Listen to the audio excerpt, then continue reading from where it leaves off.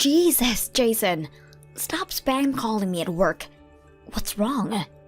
What the heck was today's lunchbox? You think it's acceptable to send me to work with that crap? Your lunchbox? What about it? Don't play dumb with me, bitch! I can tell the difference between fresh and frozen ingredients. Do not cut corners with my meals. Wow, what the hell? Where do you get off speaking to me like that? Did you seriously call me 25 times while I was at work over your freaking lunchbox? I was in the middle of an important meeting. What could possibly be more important than my lunchbox? Is this a joke? Why aren't you doing your job properly? Do you have any idea how badly your lunchbox embarrassed me? I couldn't be seen eating that frozen poor people's slop in front of my coworkers, but still, I had to eat, so I ate it in a toilet cubicle instead. You didn't have to do that. No one cares about your lunchbox, Jason. Besides, even if they did care, how do you expect anyone to know the difference between frozen and fresh by looking at it across a dinner table? No. I knew, so why wouldn't they? You want me to be known as a guy who eats peasant lunchboxes, do ya? Don't ever embarrass me like that again. Who even cares about stuff like that? You know what? If my lunchboxes are so awful, you can start fixing your own lunches. I get up first thing every morning to make sure you have something to eat at work in spite of the fact I always have early meetings to go to. I don't have the time to make everything with fresh ingredients by hand all the time. Are you really a woman? Obviously, I am. Why? If you're really a woman, why can't you cook? No self-respecting woman would make a lunchbox like that. You're deluded if you think being a woman alone equates to cooking ability. Everyone has their strengths and weaknesses regardless of gender. Oh yeah? Well, my mom doesn't just make the most delicious food in the world. She also does the housework perfectly. And so the dreaded mom comparisons begin. When are you going to stop comparing me with her? We're different people. Your mom's been a stay-at-home housewife for over 30 years. I work full-time at a very stressful job, so just stop this crap already. You may as well be comparing apples to oranges. It's only natural for me to compare you. There wasn't a single speck of dust to be found at my mom's place back when I lived with her before we got married. There were no mountains of unwashed laundry of the kind that are a daily occurrence in the dump we call a home. She cooked me 3 meals a day with fresh ingredients by hand. Great! So your mom's a stay-at-home housewife and I'm not. What's your point? Me and you work full-time. How can you possibly compare us? You have no idea how hard it is to run a household because you've never lived on your own. What a joke! How hard can housework be? You'd never catch my mom complaining like this. She keeps the house in perfect condition, and she does it with a smile on her face. You're just lazy and incompetent. And you don't have a clue what you're talking about, man-child. If your mommy's cooking is so amazing, why don't you pack your things and scoot back off to her place where you can be waited on hand and foot 24/7? Why you gotta turn on me like this, huh? You're so freaking antagonistic. God, you make me mad. I make you mad? Give me a break. Not only do you disturb me with trivial crap while I'm at work, but you're constantly crying about trivial crap while I'm at home too. Who the hell do you think you're speaking to, woman? You will show the man of this house his proper respect. You said you'd do your best to juggle the housework with work before we got married. Stop breaking your promise. That was back when I had no idea how aggressively you were gonna force it on me. Would it really kill you to do some of it yourself? It couldn't be any more obvious your parents never made you lift a finger at home. No, I just didn't have to because my mom did her job as a woman, unlike you. You could learn a thing or two from her.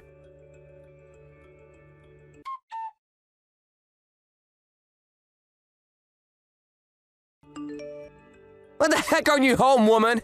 Do you know what time it is? It's almost 10 p.m. You better not be doing overtime. Holy mother of God. Did you go out drinking with your girlfriends without my permission? Yeah.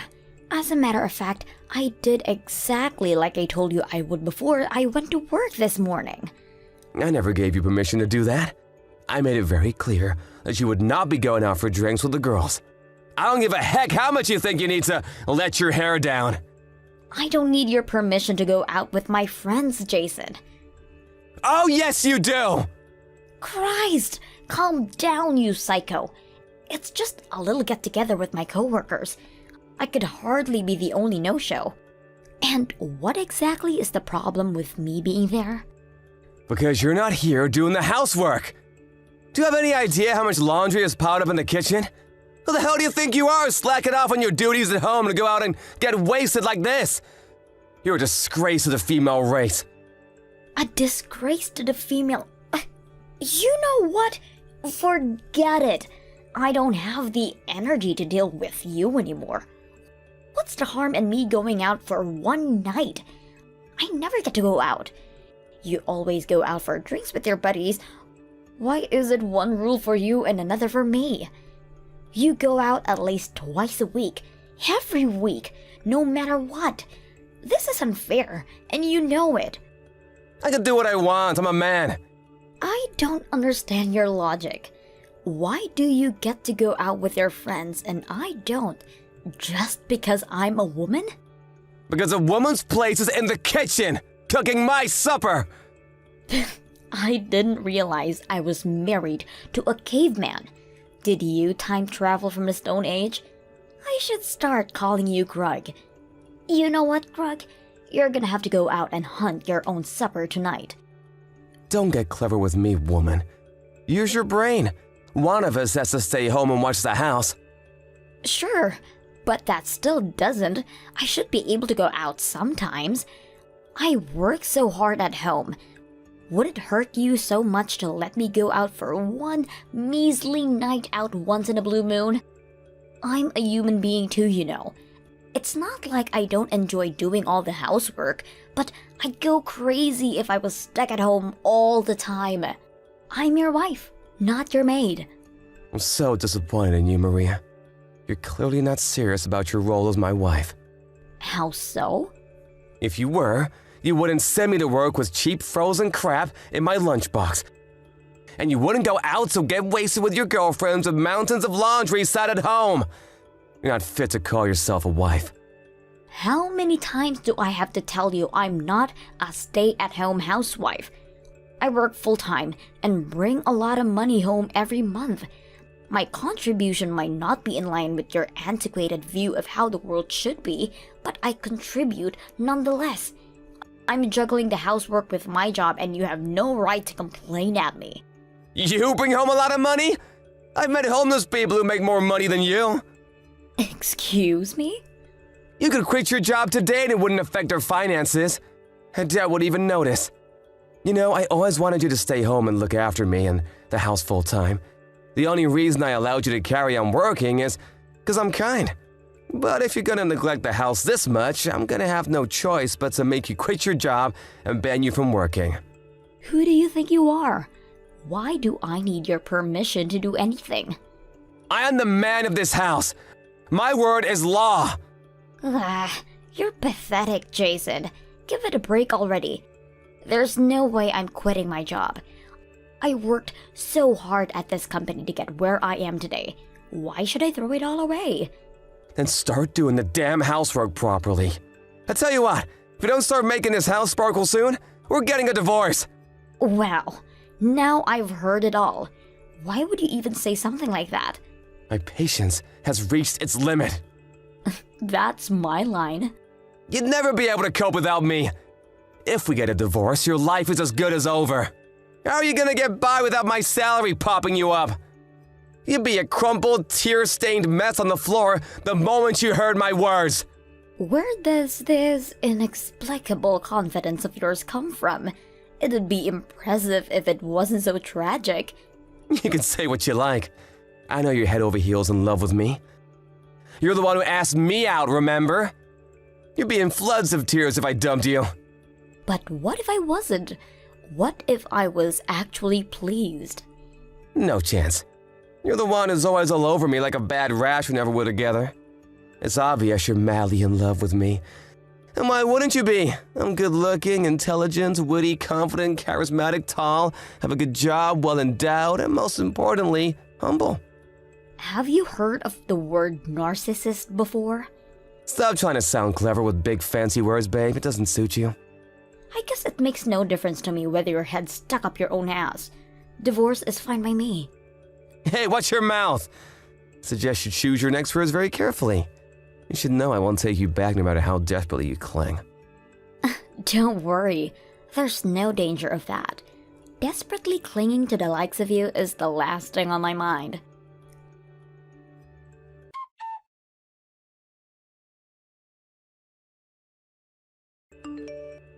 Sup, it's been a while.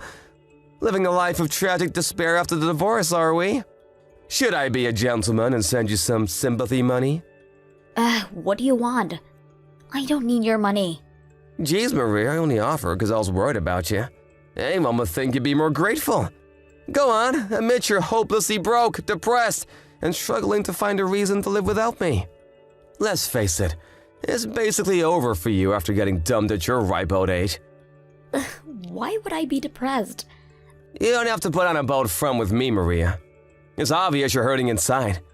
Listen, babe, I'm such a nice guy. I'm willing to remarry if you apologize. But only if you promise to fulfill your womanly duties and never disobey me this time. Thanks for the offer, but I'm fine as I am. I'm about 1,000,000 times happier than I was when we were together. This luxury high-rise apartment is great. Huh? Luxury high-rise apartment? What? Yep, I moved into those new luxury high-rise apartments on 5th Street. The views to die for, especially at night. I can see the whole cityscape. The rooms are so gorgeous, and the security system's world-class. Huh, what the hell? How the heck is a brokey like you living in the new apartment block on 5th Street? I heard there were A-listers living there. A brokey? How much do you think I make? I mean, sure, it's not like I'm the one who pays the rent. You don't pay rent? How is that possible? A special someone's letting me live here with them. It's my boyfriend's apartment. You have a boyfriend? But it's barely been 6 months since the divorce. So, divorced means divorced. I'll do as I please. No way! What kind of fruitcake would want you as their girlfriend? Man, some people have the strangest taste. I was surprised too, but I have tons of guys making advances at me as soon as we divorced. As soon as we divorced? Wait, you mean they had your sights on you the whole time? This might be a tough one for you to swallow, but there are some guys who are actually into girls who are committed to their careers. My current boyfriend is one of those guys who invited me on a date after the divorce. Unlike you, he actually respects me. We split the housework 50-50. Plus, he's handsome and ripped. He's amazing. I feel like I hit the jackpot. What the hell is this? So, you pick guys based on their willingness to do housework now. The only reason any guy would do housework is because they don't have any confidence in their ability to do their job. So you bagged yourself a wet noodle of a man and actually think that's something worthy of bragging about? Even if he does live in a luxury apartment, an apartment is still an apartment. If he was really all that special, he'd live in a house or a mansion. Oh no, he earns way more than you. He outclasses you so hard in every possible way you might as well be called different species. You're definitely not in any position to be criticizing him, brokey. Yeah, he does? How did you meet a guy like that? And so quickly? We've known each other for a while, actually. He's one of my major clients at work. He said he'd had a thing for me a while, but he never made any moves because he knew I was married. He was so pleased when he found out I was single. By the way, he works for a company so big, there's pretty much no one on the planet who hasn't heard of them. So you got over the crushing heartbreak of losing me by finding someone richer? You shameless parasite! I always knew you were a worthless good-for-nothing. The only parasite here is you. I'm not interested in him for his money. You just said he was paying your rent. That could only mean he's covering all your living expenses. You goddamn gravy train riding, freeloading, gold-digging leech! What makes you think that? The only reason I don't pay rent is because there is no rent. The apartment belongs to him. He owns an apartment in the luxury high-rise on 5th Street? Just how rich is he? We split the utilities. I either buy my own food or we go halves from month to month. I have plenty of money on my own. And when there's something to be paid, I pay it. I have no need to parasite like you seem to think I do. But you barely make anything. How could someone like you be with someone so rich? He's out of your league. You'll never last. The thing is, Jason, you don't actually know how much money I make, do you? Go on, have a guess. What's my monthly take-home? $1,000 at best. Oh no. Is that your final answer? Is it wrong? Didn't you say that before? That was before we got married. Plus, it was before I got my new job. Of course, how could you possibly know how much I make these days? I never told you. You left all the taxes and bills to me, so it's not like you could have found out that way either. How silly of me. Of course you didn't know. Well, tell me then, how much do you make? $4,000 a month. After taxes? After taxes. You're lying. No way. There's no way you make more money than me. It's the truth.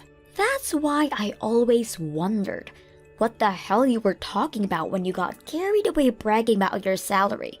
To think you actually thought I'd struggle without you, it's hilarious. I'm not struggling for money, and I'm not struggling for men. Well, why didn't you tell me that you had made that much before you divorced? If anything, aren't you the one struggling without me? There's not much hope of you doing the housework or laundry. I doubt you'd know where to start. I bet the house is overflowing with garbage. No, it's not. My mom comes over to do the cleaning. Of course. How could I forget your mother complex? Of course. Your mommy's gonna come over and wipe your bottom if you're a man-child and capable of taking care of himself. How foolish of me not to realize. I do not have a mother complex. I don't know, Jason. It doesn't look good. What kind of 35-year-old can't get by without his mommy coming over to clean up after him? Pathetic. You shut your mouth! Actually, I'm having a blast without you around. Things have never been better. Divorcing you was like having the most enormous weight lifted off my shoulders. Best decision I ever made. Ah, I see. Well, I'm pleased for you. I hope you carry on having a blast. I couldn't be happier either.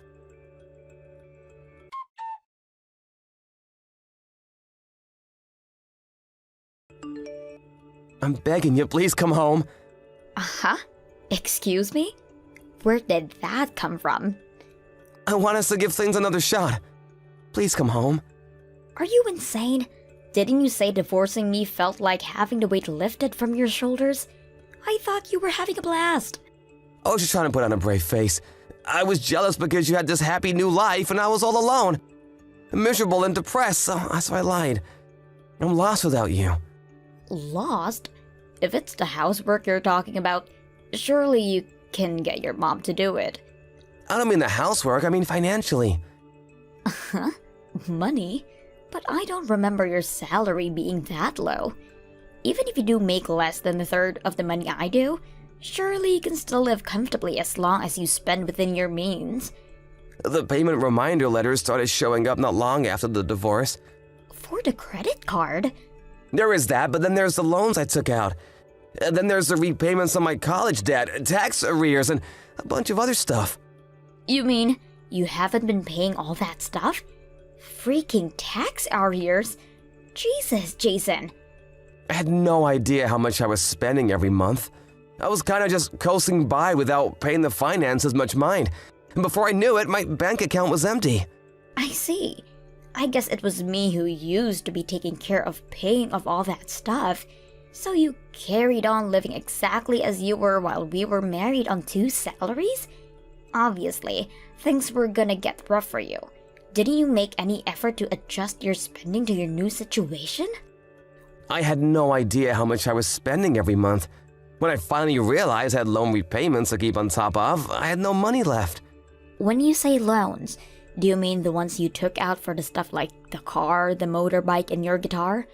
I told you you were the one being irresponsible back then, but you didn't listen. The repayment dates were closing in and I didn't want the interest to add up. So I took out another loan to pay off my loans. Now I'm up to my ears in debt and don't have a clue what to do. Right. You're stuck in quicksand. The more you struggle, the deeper you sink. It's a vicious cycle. Exactly. Sorry, but I'm not helping you. You're the one who divorced me. I was willing to try and make things work, but you're on your own now. Take responsibility for your own mistakes. But I'm finished at this rate. Please, I have no one else to turn to. I'm begging you. Please help. Why don't you see if Mommy will give you some pocket money? She's always the first one you run crying to when you're struggling. So why me now? I did ask my mom, but she said no. Things are tight enough for her as it is on her retirement fund. She can't afford to spare anything. Figure it out yourself then. I'm living happily with my new boyfriend.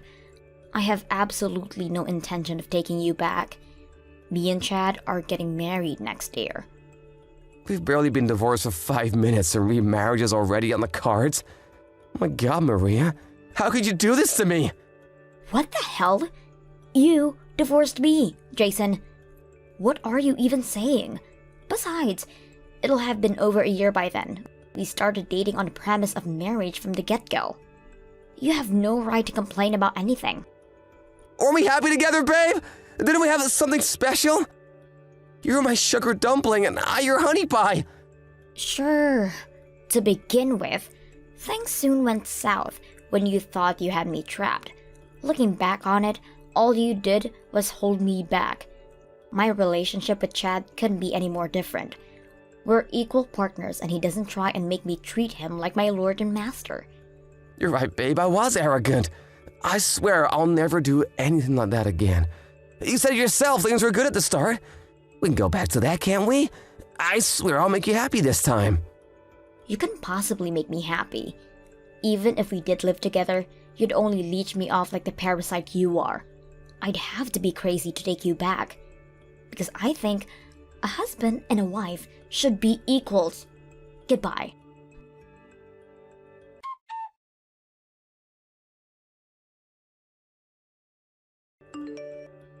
I heard through the grapevine that my struggling ex-husband worked day and night, holding down 3 jobs to keep on top of his exorbitant debt repayments. The divorce with me was the first time in his life he'd ever lived on his own. Predictably, he had absolutely no conception of how much things cost, or how to plan a sensible budget, and as a result, well, you read the messages. I did at least expect him to put a little thought into planning out his new life. I guess I overestimated him. Not only did Jason have no idea how much things, taxes, or utilities cost, he also had no idea how to pay them. It's hard to believe people like him exist. It's even harder to believe I was married to one. I told my new boyfriend all about my ex-husband and his weird and whimsical shenanigans. He looked at me with a perplexed frown and said, "You married a guy like that?" Didn't you feel like you were a little mismatched? Needless to say, he was confused to say at least. Looking back, I can't help but ask myself the same thing. Why did I marry Jason? Thank you for watching. Don't forget to hit the like button and subscribe to the channel. Texts. Good afternoon. It's been a while, hasn't it? Yeah. To whom do I have the pleasure of speaking to? What? You really don't know? There's no way you forget after 10 years, right? You can't tell from my name? My name is Christina Stevenson. I am your mother. I actually don't have a mother. Oh, you. Look at you being all stubborn. I raised you for 5 years after I divorced your father. And this is what I get? You forget me? You really are something else. I thought we had a deeper bond. I'm sorry, I don't recall any of that. This is going to be my last response, so goodbye. Wait, hold on. You're not holding a grudge, are you? You must be upset about the whole thing still. Yeah, I guess I can understand. I wanted to apologize to you. That's why I reached out to contact you. It's a little too late for apologies, don't you think? My father and I both have forgot about you and have been enjoying our lives. How could you be so rude? I told you already. I wanted to apologize to you. For 10 years, I've wanted to apologize to you. For 10 years? You must be out of your mind if you think I believe you. You could have done anything sooner, but you didn't, did you? I know that Dad kept reaching out to you and you just kept ignoring him. Ignoring? No, that's not what I did. I had a lot of things going on too, you know. I hope you understand, okay? What do you mean a lot of things? Tell me one good reason. You apologizing now doesn't change anything anyway. It's not like I can just ignore everything that happened. I will never forget what you've done to me.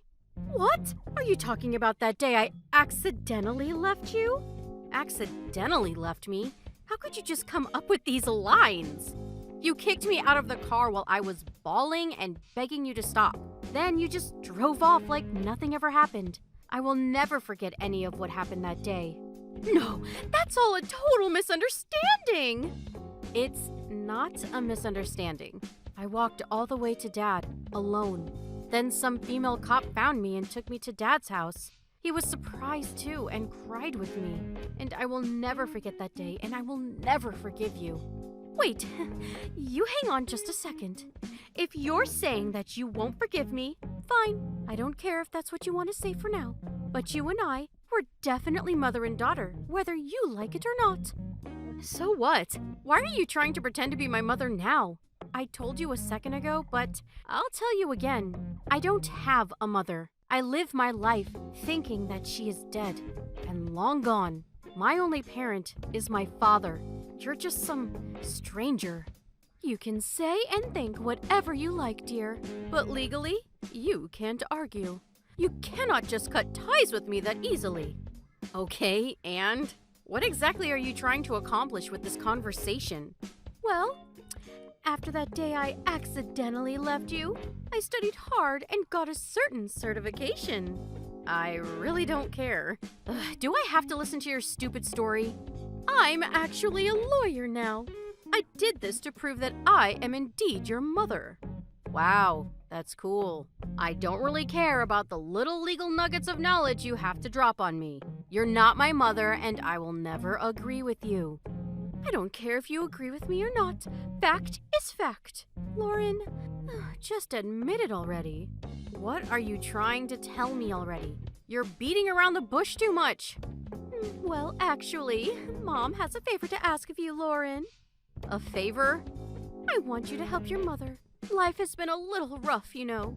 I was doing something about it all on my own, but I got to the point where I can't do anything about it anymore. That sounds tough. You need to find somewhere else to look for help. I can't do that. What do you mean? A child has a responsibility to take care of their parents. Civil Code Chapter 877, Paragraph 1. You have a responsibility to take care of me.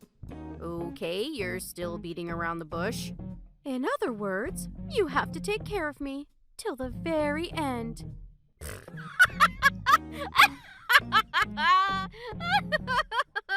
What? I'm actually impressed by how greedy you can be. That's not gonna happen. Actually, it is going to happen whether you want it to or not. It's decided by law. If you want to reject the idea, I have the power to sue you a large amount of money for damages. You understand? You should probably listen to me before I sue you. You have a duty to take care of your mother financially. Okay? Understand? So, that's how it's gonna be. Thanks, Lauren. I don't care what you say. I'm gonna say no. And no and never. If you want someone to take care of you, just ask your other daughter. What? What? Don't act dumb. You have another daughter. I know it. The one you gave birth to after you left me? You're giving her all your love, right? So, I'm sure she won't mind taking care of you at all. I guess she'll have to wait a few years till she's of legal age to mooch off of, but... What are you talking about? You're my only child. Okay. Stop being coy with me. I guess she would be a sister from a different mister? No, you're wrong. I met her the other day. Yeah, with that non-existent daughter of yours. Huh? It was seriously pure coincidence. Do you know the kind of work that I do? You probably don't know. You never even really gave a crap about the kind of things that I did. Right now, I work as a female cop at a police station. About a month ago, I think. Your daughter was lost and delivered to you by a police officer. You remember that? The officer that handled that whole case was me. I felt like I remembered seeing that girl's mom's number. You really haven't changed for 10 years, have you? When I asked her for her mom's name, it was the same name I had heard 10 years ago, too. My coworker was able to take the case from me, so I didn't have to see you directly, though. And I was trying to forget about our stupid relationship anyway. I did feel really bad for the girl, though. I hope you think about what you've done in jail. What are you talking about? Why are you saying something about jail? Well, you have to arrest criminals, right? That's my job. Criminal? Who do you think I am? I'm your mother! It doesn't really matter if you're my mother. A criminal is a criminal. The moment you pretended to be a lawyer, you became a criminal. What? I'm not lying! I really am a lawyer! I'm actually impressed that you're trying to pretend to be a lawyer to a police officer. Can you show me proof then? If you're a real lawyer, it shouldn't be difficult, right? Okay, fine. Here, is that proof enough? I'm a real lawyer. Wow, you're really gonna go there, huh? You really can't be saved, can you? All right, I'll bite then. If you're a real lawyer, you should be able to tell me your legal code. What union are you with? Which round of state certified bar exam did you graduate with? Hello? Cat got your tongue? Are you Googling it right now? It won't help you. Even if you manage to scrounge together something to submit as proof, if I search your full name in our state records, I can find your information real quick. Or I guess I will find a distinct lack of information, huh? Okay, fine. I'm sorry. I won't tell you to support me anymore, okay? So please let this go. We're parent and child, right? You can let this go, right? I really wasn't planning to blow this out of proportion like this. You haven't done anything that is worthy of calling yourself my parent. I don't know how you're able to talk to me after all these years. When you were getting divorced, Dad paid for my college tuition all at once to make sure that I could go to college. He even paid for child support at once. I heard it was twice of the market prices, though. It was when I was 10 and I graduated at 22, so if you think about it, it was 12 years worth of child support. You used all that up in about 5 years? Actually, maybe you used it up sooner than that. 2 years after the divorce, and you stopped buying me clothes entirely. Of course, you didn't give me an allowance. Sometimes you didn't even feed me. What are you talking about? Your memory is all wrong, dear. I made sure to raise you well. What are you talking about? Did you lie too much that you started to warp reality? You used to always tell me you took me for the money, and the money only. That you didn't really want to take care of me at all. Then you got tired of raising me, so you dumped me off in the middle of nowhere that day. No, that's not true. I really accidentally left you there. Ugh, I don't understand how you accidentally kick your child from the car and leave her. Why didn't you come pick me up? I feel like your story doesn't make any sense. There's also no reason for you to leave me in the middle of nowhere either. And finally, there's no reason you should ever drive off when your daughter isn't even in the car. Hey, why don't we calm down and talk about it, huh? Let's meet up in person and talk. We're family. We should talk in person and not over text like this. You won't know the kind of feelings I have over some text on a screen. Hey, I was just joking around a little bit, right? You should understand. Of course I won't understand. I didn't understand anything about you from the moment you divorced Dad. I didn't understand a single thing. Dad didn't even tell me why you two got a divorce either. I remember, though. My memory is faded a little bit, but You brought some random man into your house, didn't you? Okay, fine. I won't get involved with you anymore. So let's just let the past be past, okay? It was a terrible misunderstanding that made everything go the wrong way, okay? That's it. I don't need anything else, okay? Just help me out for a little bit, okay? What was it you said? It doesn't matter what you think. Fact is fact. This is literally case in point. I will decide if I want to let things go or not. I told you that I will never forgive you. Just like that day that you left me in the middle of nowhere and didn't save me. I will never save you either.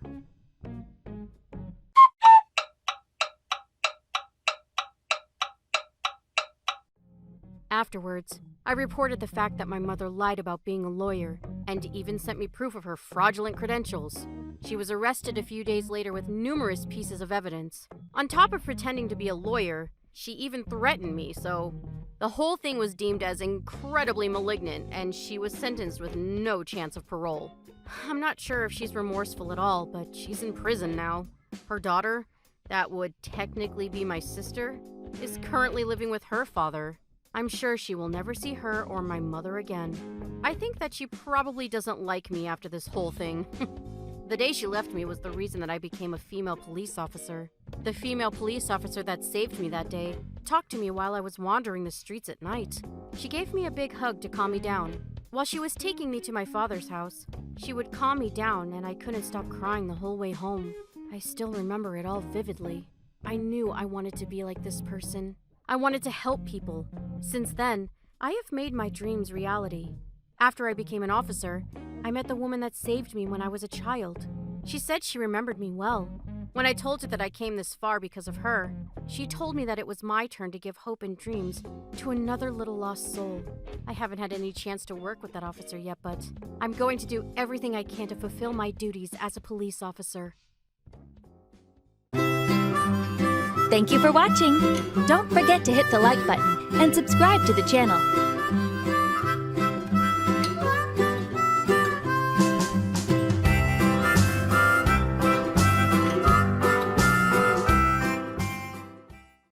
Texts.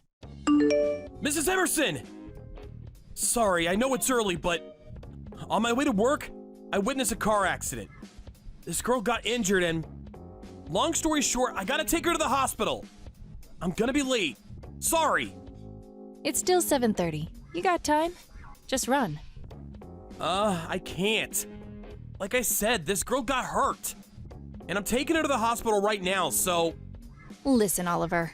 You called an ambulance, right? Then she'll be fine. Leave her to the professionals. What can you do to help her anyway? You don't know anything about first aid. You still got time. Get over here now. You better not be late. Oliver? You're late. What time are you gonna get here? I'm in the ambulance right now. What? What are you doing in an ambulance? Her parents are at work. They're on their way, but until they get here, someone has to look after her. You're not making any sense.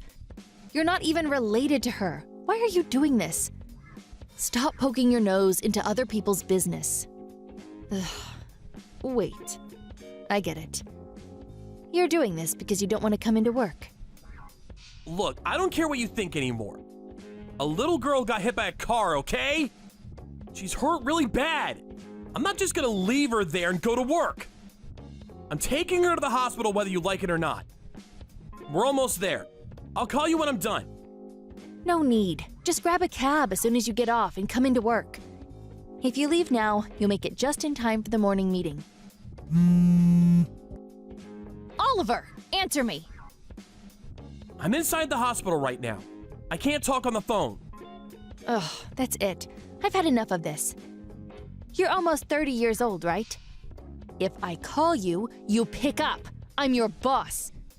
You should know that by now. You're not a kid anymore.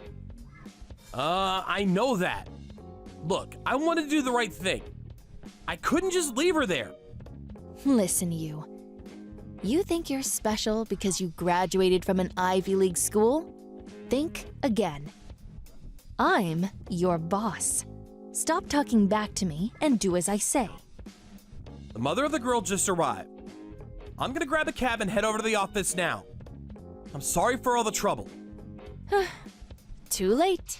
You'll never make it in time for the meeting. You're in a lot of trouble. Your selfish behavior caused us a lot of trouble. You realize that? Just take a half day today. And don't even think about charging the cab to the company.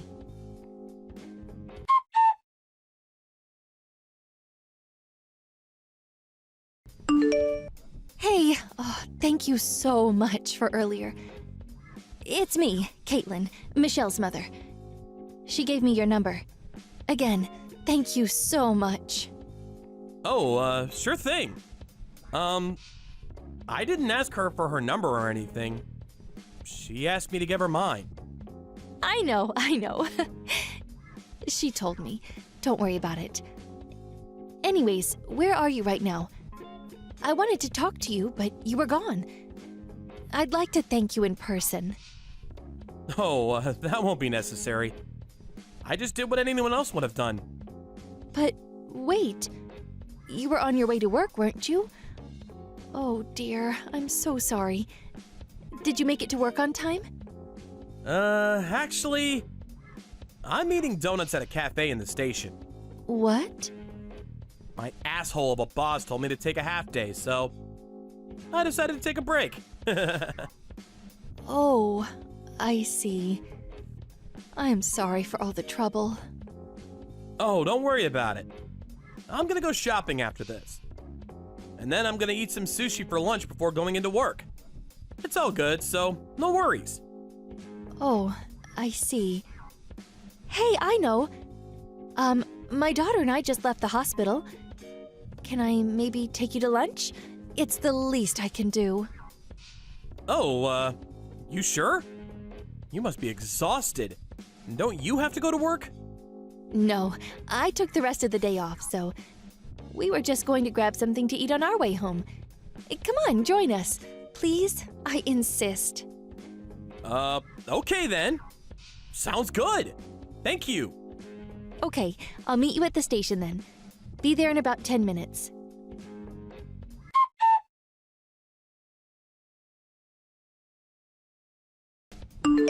Oliver, where are you? It's 11 a.m. Huh? You told me to take a half day. Wow. Are you serious right now? Huh? What do you mean? After all the trouble you caused? What's wrong with you? Get over here right now and apologize to everyone. I'm sorry. You're right. I owe everyone an apology. But, I don't want to bother them during work hours, so I'll apologize to the others during break or something. That's it. I've had enough. This is unacceptable. I'm reporting this to the company president. I'm gonna call your family, too. Oh, okay. You might end up losing your job. We don't need employees like you. Oh, and your grandmother. She lives with you, right? Yeah. What about her? Then we should definitely fire you. Huh? She's really old, right? You'll probably use her as an excuse to miss work. And what happens when she dies? With all the funeral arrangements and stuff, you probably wouldn't be able to come in for a week. You're just like those women who quit right after they get married or pregnant. You're nothing but trouble. We'd be better off without you. Mrs. Emerson, you're a terrible person. Work is important, I get that, but there are more important things in life, you know. Ugh, not this again. Give it a rest. Whatever. I'm reporting you. It's over for you. Good luck finding a new job.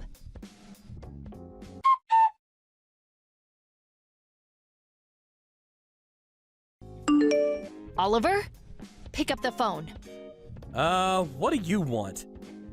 It's Sunday. I don't have to answer your calls. Fine, just listen. What did you tell the company president? Huh? What are you talking about? He just called me and gave me a warning. He said I made things up about you.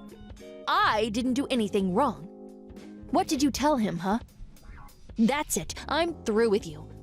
I'm gonna do everything I can to get you fired. You just watch. I know he called you. I'm actually at his house right now. Huh? The girl I helped out the other day, her parents told her school about it, and the principal wants to thank me in person. What? The company president and I are going there tomorrow. Wow, hold up. What? What are you talking about? Explain yourself, Oliver. Sorry, I'm busy. I'm with the company president right now, so... Oh, and hey, he told me what you said about me. You told him that I made it all up, right? You told him I was a pathological liar? Nice try. What?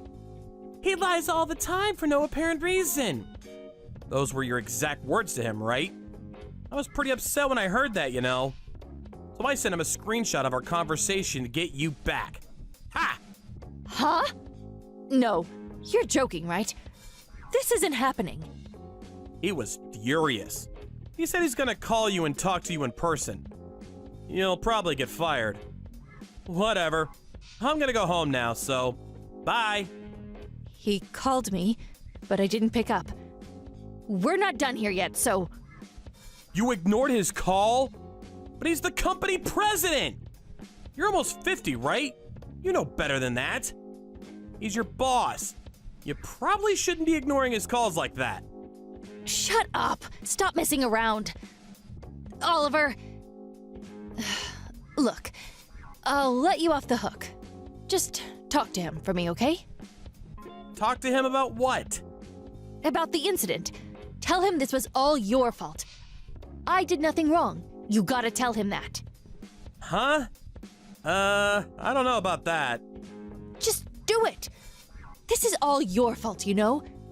Why should I lose my job? This isn't right. After everything I did for this company. He was telling me something earlier. He said the most important thing when it comes to business is trust. Doing the right thing, helping others, that sort of stuff. He told me he was proud of me. It really made my day. What? But I'm gonna lose my job now. So? How's that my problem? Fine. I'm sorry, okay? Now please talk to him. Huh? I apologized? Now talk to him for me. I can't lose my job. Sorry, I can't. What?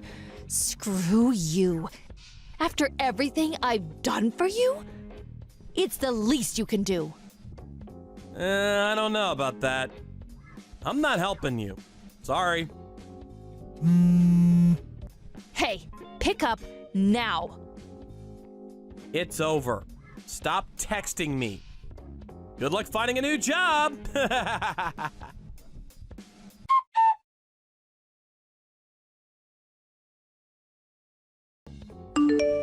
few days later, Mrs. Emerson got called to the company president's office.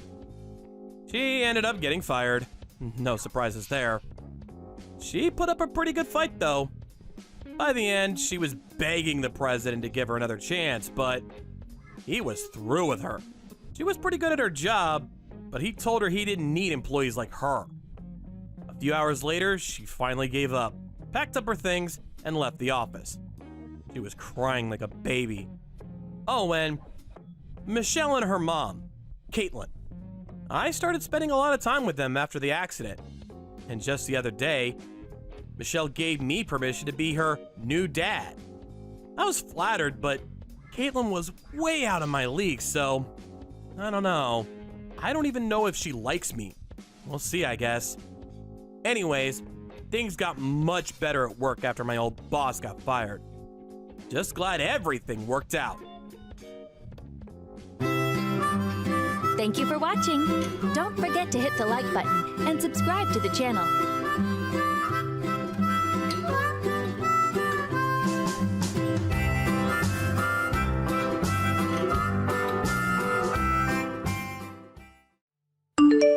Jenny, who the hell do you think you are stealing my man like this? Whoa, where did that come from all of a sudden? You wanna, take a chill pill and tell me what you're talking about, sis? Don't play dumb with me. I saw it with my own eyes. You and Darren going into the hotel together holding hands.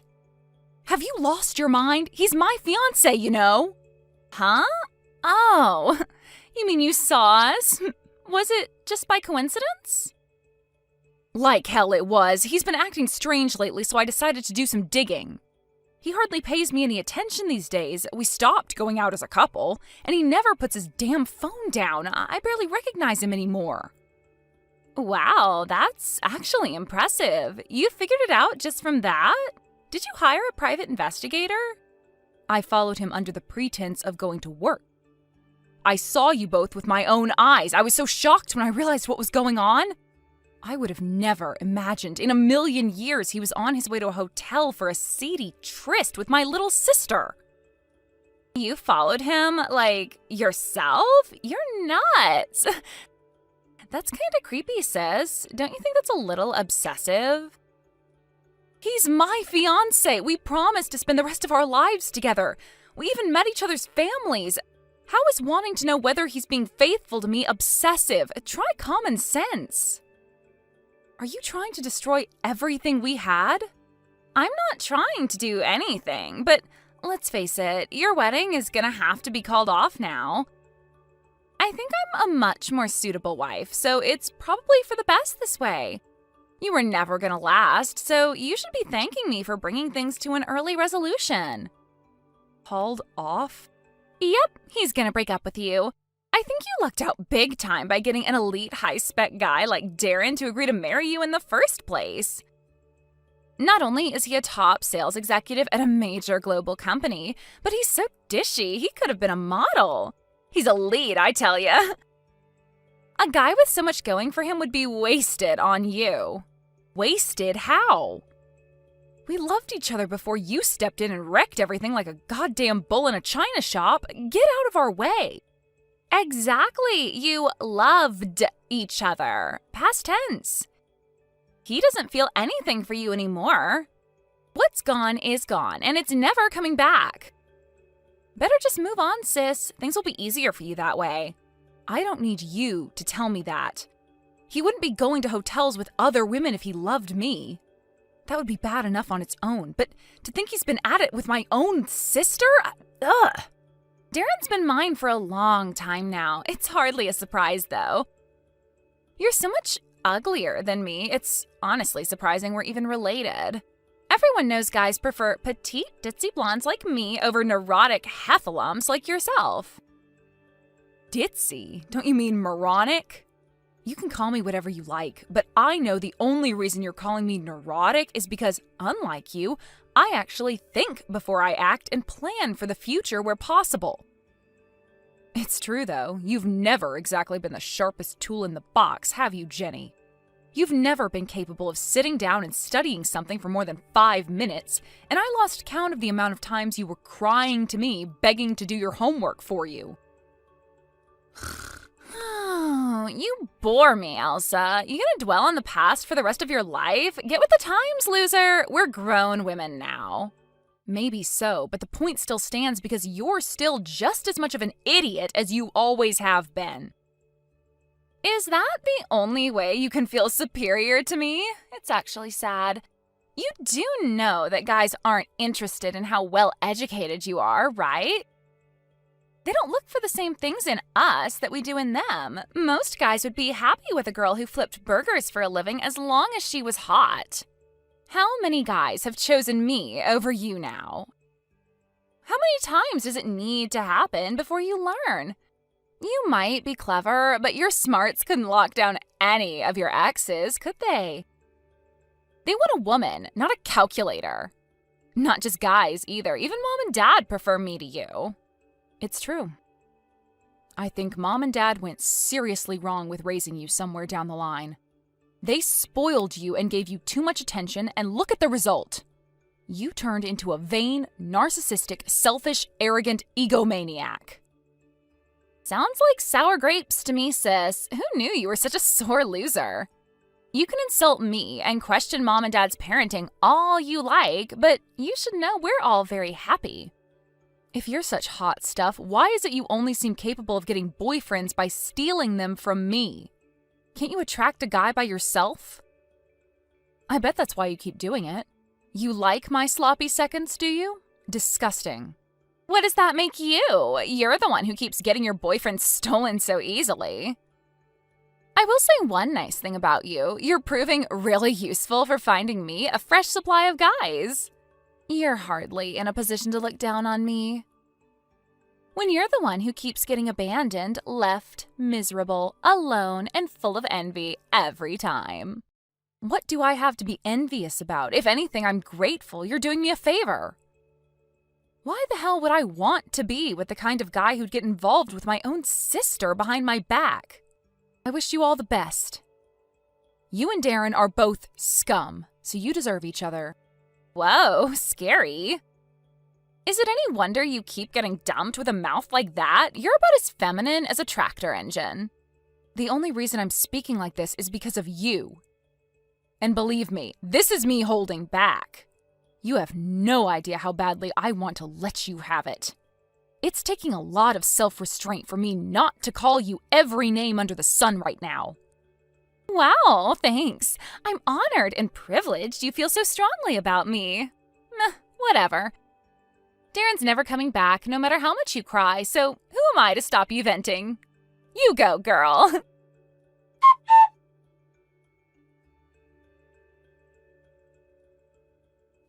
Yo, Elsa, my dearly beloved sister. Guess what? Guess what? Darren popped the question. You want to see a picture of my ring? 24-karat gold. It cost over $10,000. That's my Darren. He's the cream of the crop, so he can afford to treat his girl like royalty. Elite, I tell ya. I don't want to see any pictures, and I couldn't care less about you getting married. I'd appreciate if you didn't give me random updates on your personal life from now on. I already canceled our engagement. Me and him are strangers now. Aw, is someone putting on a brave face? That's admirable, sis, but I know you're secretly super interested in how things are between me and your ex. Shall I invite you to the wedding? As unfortunate as you are, I guess we are still family. Why would I be interested in watching a bunch of morons drink too much and make fools of themselves? I'd rather stick pins in my eyes. You're free to do what you like, but there's absolutely zero chance of me going. Wow, rude. I think I was kind enough to consider inviting you. Fine, you're not invited. You better not show up. You two would be bad enough on your own. But the idea of seeing mom and dad's faces after they gave you the go-ahead to steal my fiancé makes me sick. I don't think of any of you as family anymore. You have nothing to do with me as far as I'm concerned. You're strangers. I wouldn't look twice if we passed each other in the street. Fine by me. You know this is what I've always wanted. You're unnecessary. Mom and dad are happy as long as they have me. Think about it. Why would they need a rude, unsociable cave troll like you around when they have a perfect, gorgeous daughter like me? It's worrying how effortlessly saying malicious, insulting, hurtful things about people seems to come to you. Do you enjoy making fun of me that much? I wouldn't say I'm making fun of you. I'm just telling it like it is, you know? I want you to know your place. My place? And who are you, the frickin' queen? I might not be royalty, but I am leagues above you when it comes to being a woman. You wouldn't even know the meaning of the word femininity. But for some reason, you still have the nerve to try and compete with me? Do you have any idea who you're messing with? I'm the personification of grace and elegance. If you look up feminine in a dictionary, there's a picture of me. I think it's actually sad how you have a chance against me. The things I say might sound mean, but all I'm trying to do is stop you from embarrassing yourself. It's better that you understand how defective you are than go around with false pretensions. I'm sorry, Your Highness, but who gave you the right to preach to me? You really think you're God's gift to humanity, don't you? Like you're the chosen one, free to look down on and cast judgment on all others as you see fit? Have you even looked at the situation? I'm as happy can be. Meanwhile, you're alone, miserable, depressed, and constantly angry. Are you even self-aware? I'm so high above you that you may as well be invisible. You should be thankful I'm even using my valuable time to try and help you right now. Go on, admit it. You're jealous. Jealous of you? Please don't flatter yourself. As far as I'm concerned, you're the most despicable human being on the whole planet. Oh, so you're not jealous, huh? We'll see about that. You know, me and Darren have already booked a venue for the wedding. It's a super popular spot with a picturesque ocean view. Apparently top-ranking celebs and influencers get married there all the time. They do? Cool, don't care. You don't care? Of course you do. You're just too ashamed to admit it. Don't worry, you can look at my Peepbook page if you want to see pics of the place. I've been posting about it all the time lately. Like hell, I'd look at your social media. What are you even trying to do here? Make me mad by bragging? Can you blame me? Anyone would want to brag about getting married at such an amazing place. Do you know how hard it is to rent out? Not only is there a huge waiting list, but it's also about 50 times more expensive than most other places. Thank God I'm marrying an elite player at a major global company. Best decision of my life. You seem to be misunderstanding something here. Darren really isn't as amazing as you seem to think he is. Geez, Elsa, have you no class? Insulting your ex just because he dumped you? It's kinda sad. Listen, you're free to overestimate him if it makes you feel good, but I'm telling you, you're wrong. Wow, you're an even bigger sore loser than I thought you were. I knew it. This is affecting you more than you're letting on, isn't it? You must be hurting deep inside to be acting like this. Aha, I've got it. Shall I introduce you to some new guys to make you feel better? I'm so kind that I'd be willing to introduce you to a bunch of my exes who I broke up with. They'd be a perfect match for you. I'd rather you didn't. You know Darren's buddy Evan? I have a feeling he has the hots for me. But I wouldn't touch him with a 10-foot barge pole, so I'll do you a solid because I'm so thoughtful and introduce you. He doesn't have a girlfriend, as far as I know. Can you read? I said I'd rather you didn't. That's a favor I most certainly did not ask for. Oh, I see. Fine, have it your way. Be single and lonely your whole life for all I care. Me and Darren are about to achieve happiness of the kind you could only dream about. So please, don't get even more jealous than you already are and start lashing out.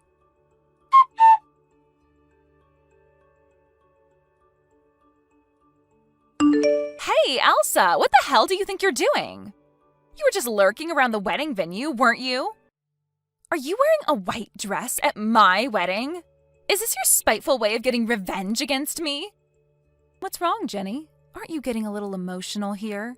Today is my wedding day! My wedding day! You're not welcome, so you need to go the hell away, right now. Why would you even come here? You're sick in the head. You turned down my invite, remember? Go home. You're not on the list. Oh, you're getting married today? So it was you getting married in the smallest hall they have to offer.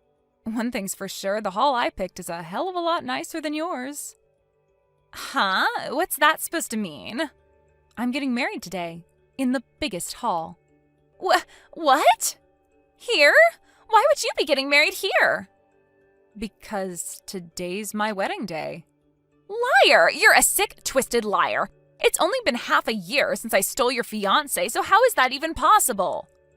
I gotta give you credit, sis. I'm surprised you managed to stay together that long. Your relationships don't normally last longer than 2 weeks.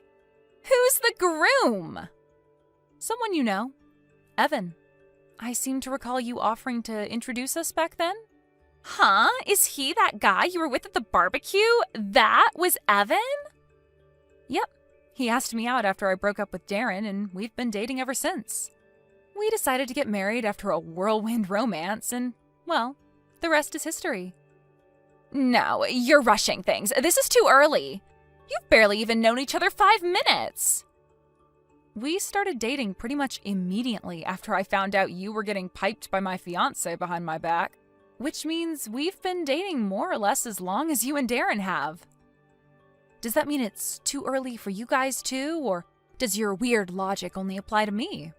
Ugh, whatever, forget that. Why are you getting married in the biggest hall they had to offer? With no regard for me? That's not fair. Do you know how hard it was for me to get a reservation on this place? How the hell did you end up getting the best one when I booked ours first? Oh, you struggled? I'm so sorry to hear that, sweetie. You see, we didn't have any problems getting a reservation at all. Why not? Evan's dad's a successful entrepreneur who runs several businesses. One of the companies he's the CEO of just so happens to be the parent company of the company who provided the wedding venues. Which is why, with a word from Evan's dad, they were willing to be flexible with us. What? You heard me. Evan's the CEO's son. It's just like they say.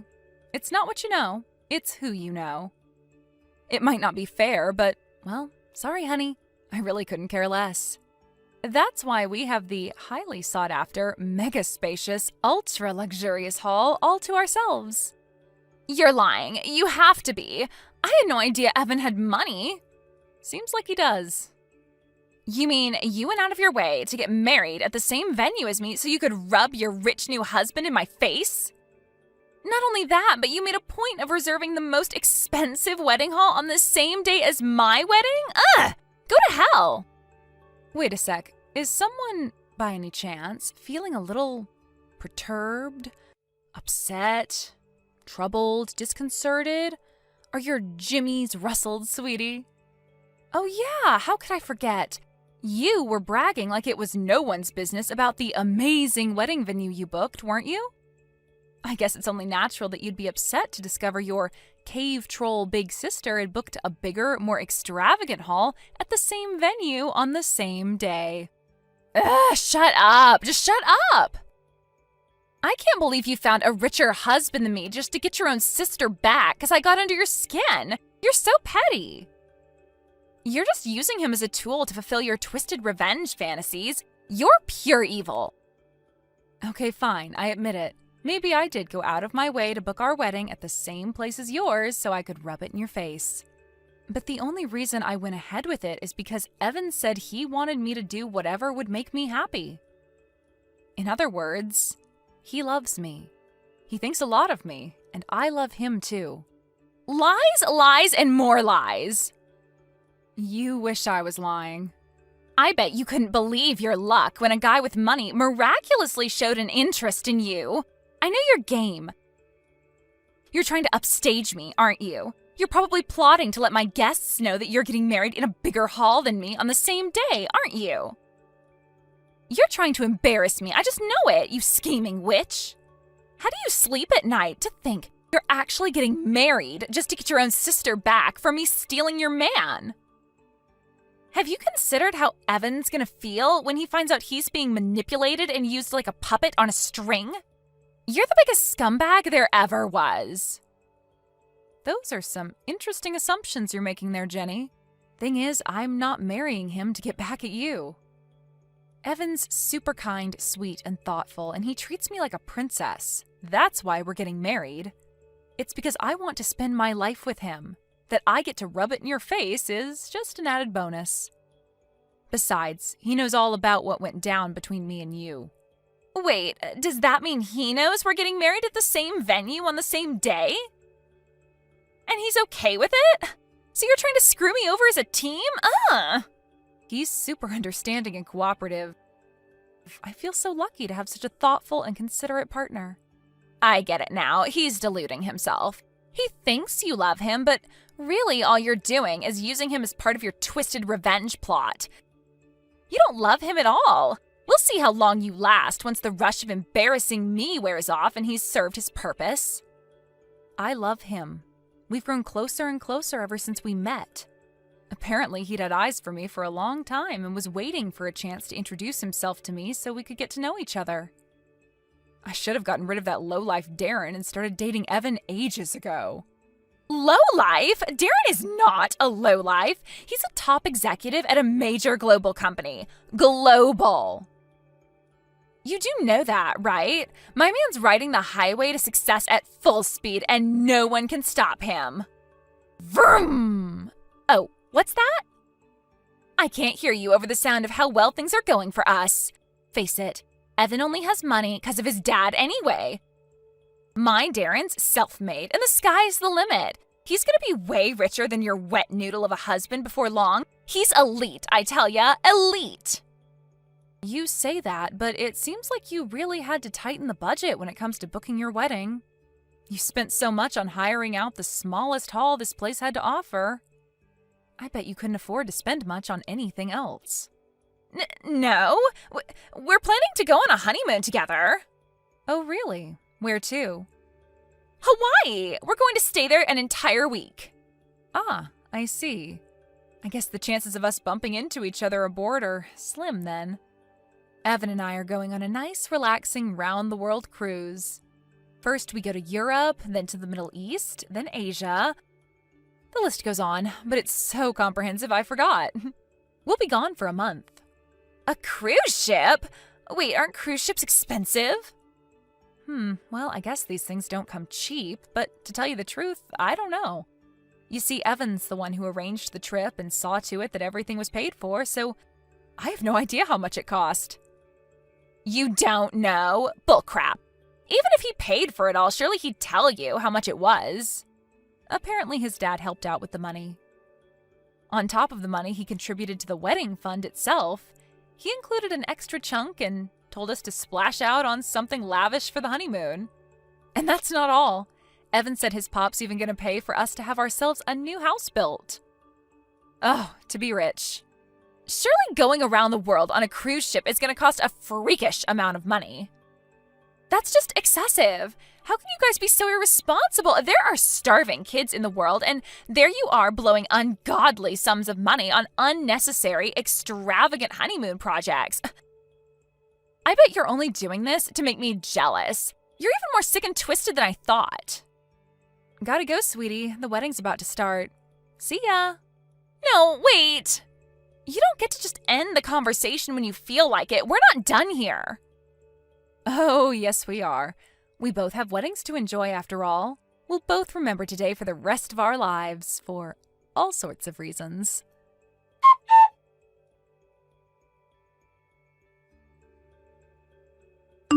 Wow, Jenny, I have never seen a bride barge their way into someone else's wedding like that before. It was embarrassing watching you get restrained by the staff and escorted out. I was sure I heard something that sounded like a dress ripping. Are you okay? Do not screw me around, you low-life scumbag. How low do I have to sink before you'll be satisfied? Don't think I didn't see it, your dress. It was the one I had to give up on because it was too expensive, wasn't it? Oh, so you did notice. Yep, it's part of the Silky Peeps Excellence range. Can you believe I got married in one of the most luxurious wedding dresses money can buy? I feel like I'm dreaming. Now that you mention it, I do recall it being the one you had your heart set on, but had to give up on because your budget just didn't cut it. How did you know I gave up on that dress? You told your friend about it, right? Well, it just so happens that friend leaked a bunch of your private information on a secret Peep Book account. Who was it? And how do you know about their secret account? That's for me to know and you to find out. I knew because I made all sorts of preparations in advance of the wedding. Every I was dotted, every T crossed. Besides, you don't exactly have the most trustworthy friends, do you? Birds of a feather really do flock together, huh? She did nothing but talk crap about you on that account. She said she spent 95% of the time you were together cringing because you did almost nothing except brag about how amazing your life was. The whole dress thing was included in her ranting. What? To quote a few of the spicier posts, that bitch does nothing but show off. It's pathetic. She thinks she's hot stuff just because she somehow managed to bag herself a rich husband.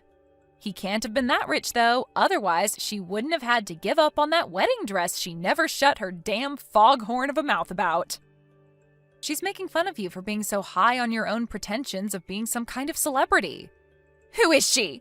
Whoever it is, I'll kill her. Tell me. Does it really matter? It could be any number of people.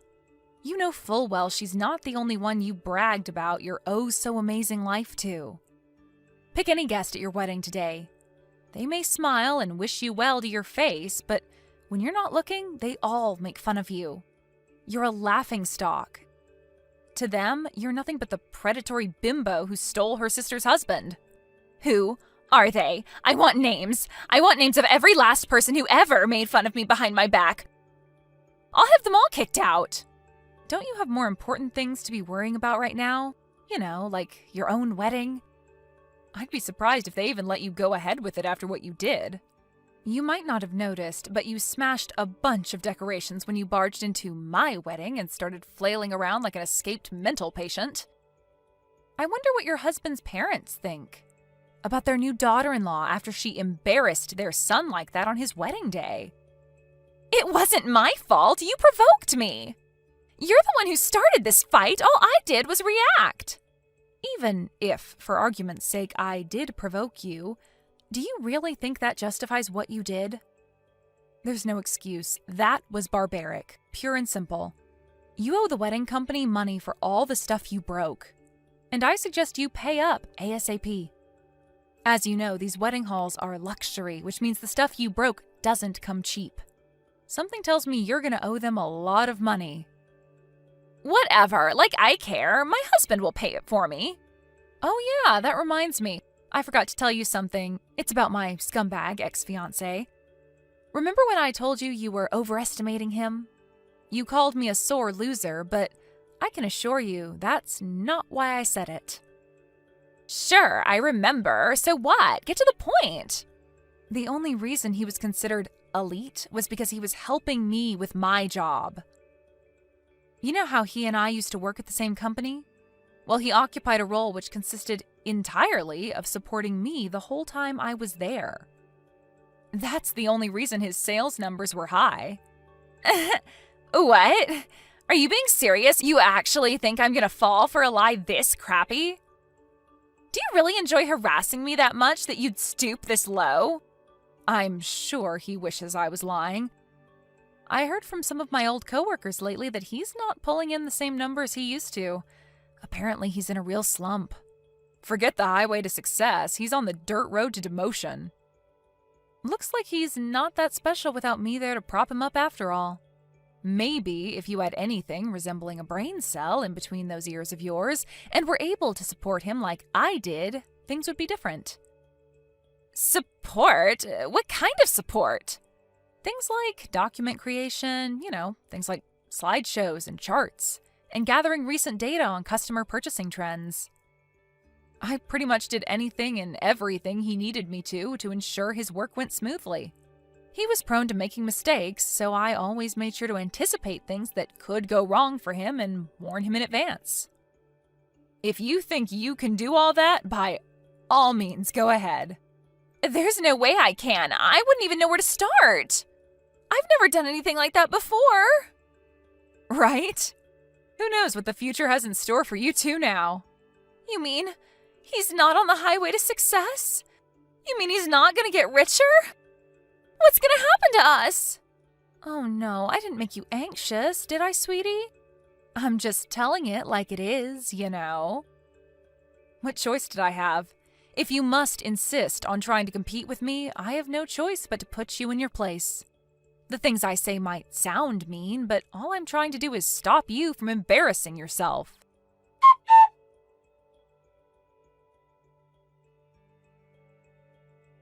After that, there were a couple of issues between Jenny and the wedding venue staff, but luckily for her, they allowed her to go ahead with her wedding. However, according to one of my old coworkers who was there as a guest, she was in a foul mood from start to finish, and the atmosphere was so tense you could cut it with a knife. Not only that, but apparently word that I, the sister whose husband she stole, was holding a far larger, more impressive ceremony at the same venue made its way to the guests. She became the laughingstock of her friends, who all secretly hated her. To add insult to injury, the wedding company demanded $20,000 in compensation to make up for all the stuff she broke after barging into my wedding hall and flipping out like a lunatic. With that, her relationship with her new in-laws deteriorated in an instant, and they've been at each other's throats ever since. I heard from a friend of a friend that Darren had reached his wit's end with her within 3 days of tying the knot, and their married life is the stuff nightmares are made of. But even still, With Jenny being as proud and sensitive to the opinions of others as she is, she'd rather endure a frosty atmosphere at home than suffer the shame of divorcing so soon after getting hitched, out of fear of what people might think. As for me, you'll be pleased to hear I cut my family out of my life once and for all. And now, Evan and I are enjoying married life together. I've never been happier. Thank you for watching. Don't forget to hit the like button and subscribe to the channel. Hey Zara, when's the next time you think you can come by? I'd like you to bring over a couple of pairs of clothes for me. Oh, it looks like a bath towel too. Could you do that for me? But I just came by last week. I don't have so much free time to just keep going all the time. I've got a lot on at the moment. I have my personal life too, you know. Besides, it takes me over 30 minutes to get to the hospital you're at. I'm pretty exhausted from having to sort out the insurance and paperwork for the hospital too. Can you wait a little longer? Look, I get that, and thanks for doing it. But I've just broken both my legs in a traffic accident. Can you make me a bit more of a priority at least while I'm in hospital? I have been doing that. Everything you have in your room right now is stuff that I brought over. And why do I have to bring you more clothes? You can borrow patient robes from the hospital. Well, I know I can, but it looks like I'll be here for a while, so at the very least, I thought it'd be better to at least wear some stuff that I'm used to and comfortable in. I'm not going to pamper you like that. Don't ask me for things you can do yourself or get the hospital to sort it out for you. You're not usually one to do this, Steve. I thought you were the kind of person who does whatever they can on their own. That might be true when I can move on my own, but at the moment, that's not really the case. Now is different. Okay. I'll post it over then. What? Do you have a problem with that? You should be grateful that I'm sending you the things that you want. Look, Zara, when I first got hospitalized after the accident, you didn't come visit me for quite a while. And even now, I have to ask you to come see me. It'd be nice if you showed that you cared at least a little. I do care, but it's not like you're going to get better any faster by me coming by. Well, yeah. That might not help my physical injuries, sure. I felt that you've been becoming colder and colder towards me. And since the accident, it seems like it's getting worse and worse. Before, I'm sure you would have done whatever you could to help me out. I want to know, why have you been acting like this? Did I do something to upset you? I've tried my best to let you be as free as possible and do what you want. What's this? Now you're going to scold me? You're going to put me in a bad mood with that, so stop it. But I'm being serious. You really have changed a lot recently. It's been 3 years since we got married. Of course people will change in that amount of time. It's not always going to be like it was when we were dating.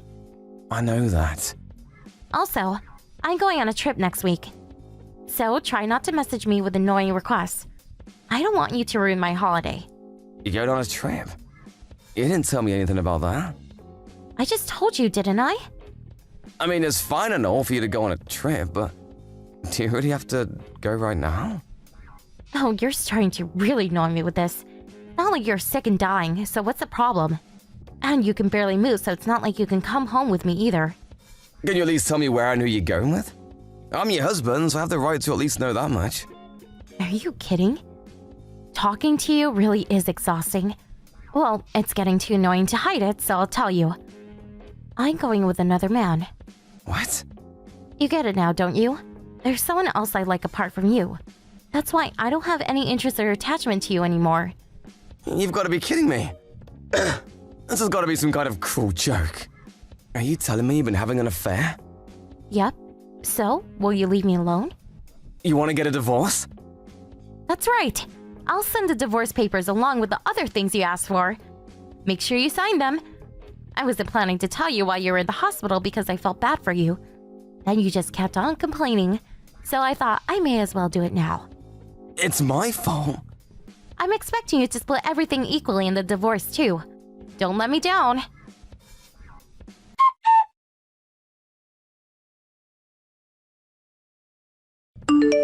Steve, how are you? Hey Mark, same old. Can't move from the bed. How is everything? Not too bad on my end. How's your condition looking? Any changes? Not really. But I'm just lucky to be alive, so I'm not complaining.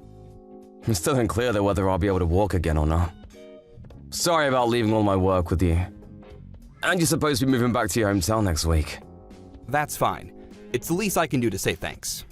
You've done a lot to help me out in the last 2 years that we've been working together. Whenever I made a mistake, you always had my back. I'm glad I can do something to repay you before I go, although I would have liked to keep working together. I mean, it can't be helped. Your dad is sick, so you should go back and see him. I totally understand. Thanks, Steve. I'm still going to be around for a few more days, so let me know if there's anything I can do for you in that time. I can bring things over for you if you need them. Thanks. You're more helpful than my wife. Oh? Did something happen between you and your wife? I just found out she's been having an affair. You're kidding! So we're getting a divorce now, too. Oh, that's really terrible. I'm sorry to hear that, but how did you find out when she's been having an affair? I mean, you're in the hospital at the moment. She told me herself that she's going on a trip with another man. Can you believe that? What on earth? Who would admit it themselves? That's what I thought too. Of course, finding out about the affair itself was a shock, but to have her tell me herself? She's also going to try to take half my assets in the divorce. That aside, I definitely want to find out who this other man is. I have been pretty down since being hospitalized, but now is not the time for that. I don't really like to be like this, but the news and my anger has kind of got me fired up. Oh, sorry for making you listen to me go on about this. I haven't quite fully processed it myself. It's fine. I guess I'm also kind of lost for words. Same here. But is it good to think about that now? I mean, how do you plan on finding out who this other guy is while you're in the hospital? Oh, I'll sort that out somehow. Somehow? Don't worry about that. I'm someone who can get things done when I put my mind to it. I've got enough savings right now to tide me over. Plus, I'll also get the compensation package from the accident. In any case, I'll end this my way. I see.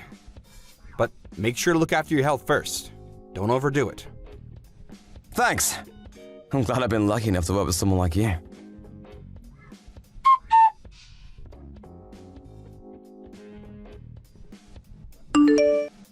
Zara! How long do you plan on ignoring me? I told you that I'll proceed with the divorce, so what's going on? Are you just gonna ignore me because you're on a holiday right now? I want to talk to you about the divorce settlement and splitting assets. So make sure to reach out once you see this. To the lawyer, I mean. I sent you the lawyer's number earlier. You're the one who proposed the divorce, so make sure you do your part.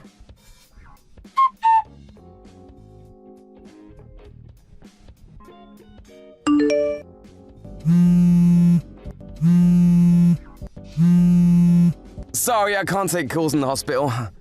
It'll bother everyone else. What's up? Steve, I have some bad news about your wife. What? About Zara? She passed away in an accident. Huh? What, are you serious? What happened? I know it's hard to believe, but the police just called the office. They said that there was an accident during her trip. Come on, this isn't even funny as a joke. There's a time and a place for joking, Mark. I wish it was a joke. Apparently, she was holidaying somewhere by the sea and, while walking on some rocks or cliffs, fell into the sea. They found her things nearby. I don't believe this. I'm sorry, but that's what they said. Oh my god. I understand that you want to think it's not the truth, but it is. Hold on a sec. I can't think straight right now. I understand. It was someone you loved, and you had your mind full of the divorce too. It must be tough. No, that's not what I mean. I don't understand. Why would the police call the company? Normally they would have contacted me first. That's true. I'm not sure why that is. I didn't hear anything from her parents either. They surely would have contacted me already. Even if I'm in the hospital, the police should always contact the family first. I really don't get it either. Could it be that you're being tricked? What do you mean? Who did you talk to on the phone? Was it a man or a woman? Actually, I wasn't the one who spoke to them. I heard it from somebody else at the office. Wait, why were you at the office anyway? Last week was your last week, wasn't it? I just had a few last things to do to take care of there, so I just dropped by to do that. I didn't really find out the details, but the fact that your wife passed away is the truth. How can you be so sure? I mean, that's what the police said after all. The pieces don't really fit based on what you're saying, though. I get that she fell from some rocks into the sea, but they haven't found her body, right? It doesn't seem so. And they found her belongings nearby. But would the police really declare her dead from just that? I don't really know how it works. Even if you ask me, I don't know. Oh, right, you didn't actually talk to them directly. Okay, I'll phone the office and see what happened. Who'd you hear the news from? Let's see. Who was it? Sorry, but I was just so shocked by the news that I can't really remember who told me. That's fine, I'll just talk to the director. He'll definitely know what's going on. Hold on a second, let me take care of it. Just wait for me to get back to you. You're in the hospital after all. Leave it to me. Mark, you're lying to me, aren't you? What? Of course not. Why would I do something like that? There's nothing for me to gain by lying about this. I've worked with you for 2 years. I know your idiosyncrasies. Whenever you messed up on work, you would do the same thing to try and cover it up. I don't know, I don't remember. I heard it from somebody. I've heard those phrases many times from you. You always just come out with some vague excuses. Really? Do I do that? I don't remember ever having done that, though. See, there it is. Hey, Mark, could it be that you're the one who Zara's been cheating on me with? Are you kidding me? Of course not. Steve, you're not making any sense. Which one of us isn't making sense? It's gonna all be sorted out by either calling the police or the office. But you didn't seem to want me to do that. Come on, Mark. If you're not the other man, why lie about this? No response? Well, I'll take that as the answer.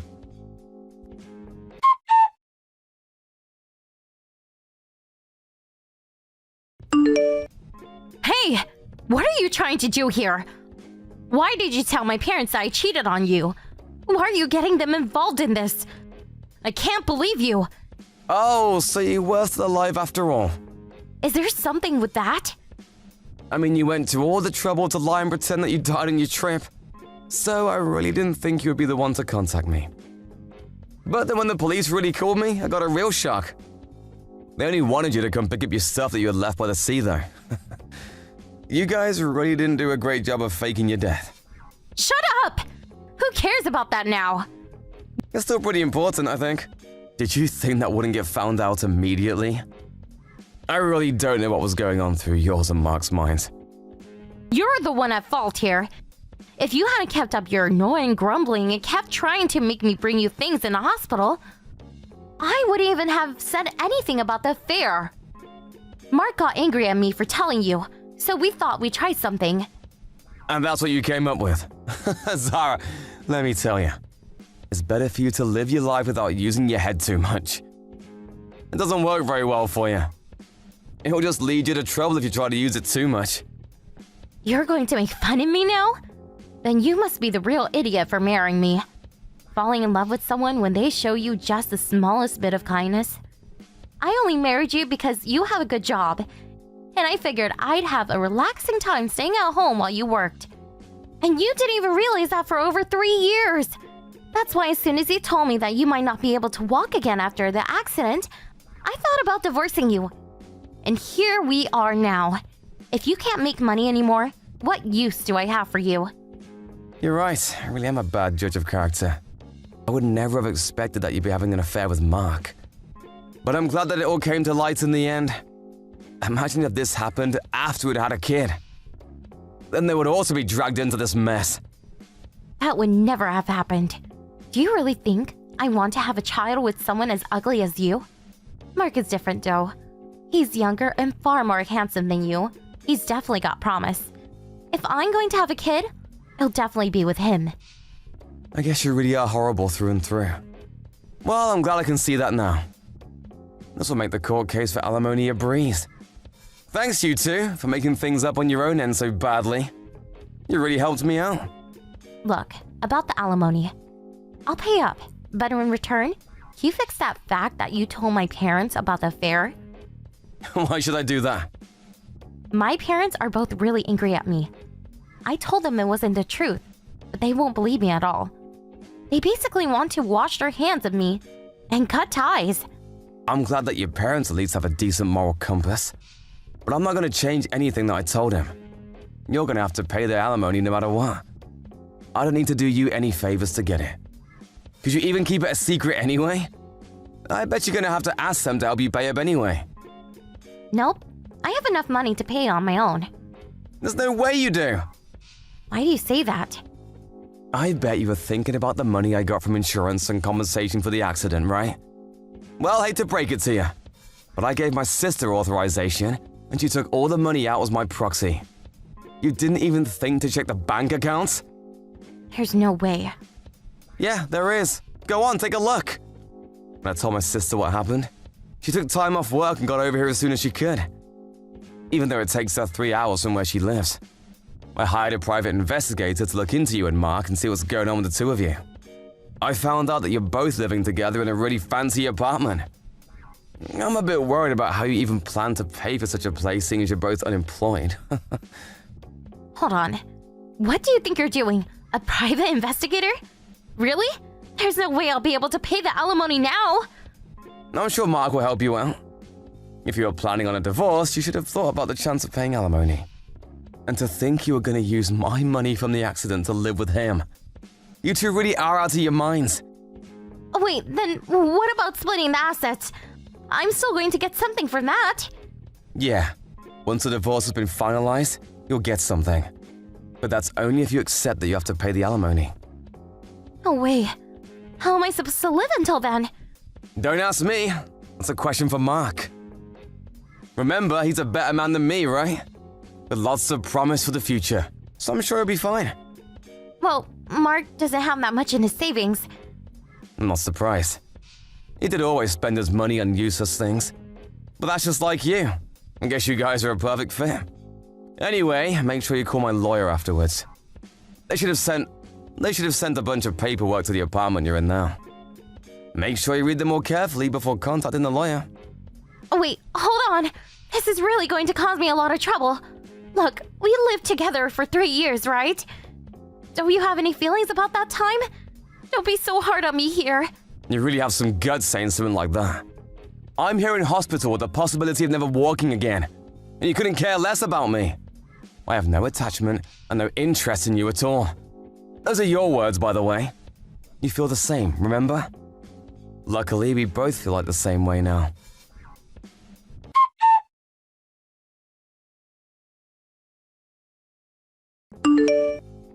Steve, I'm sorry. I'm really, really sorry. Oh, you have some nerve texting me. I'm sorry. I've really thought over what I did. I admit that I was cheating with Zara, but can't you reduce the amount of alimony?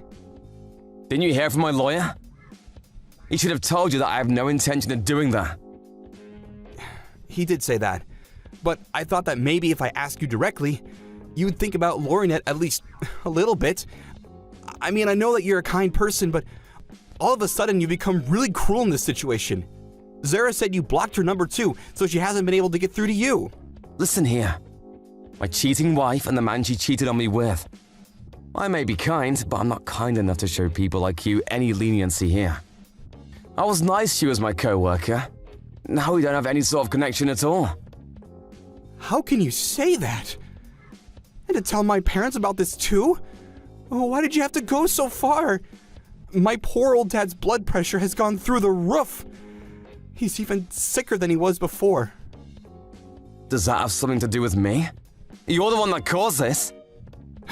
That may be the case, but... And anyway, there's nothing wrong with your dad. He's not sick at all. Are you really gonna keep lying?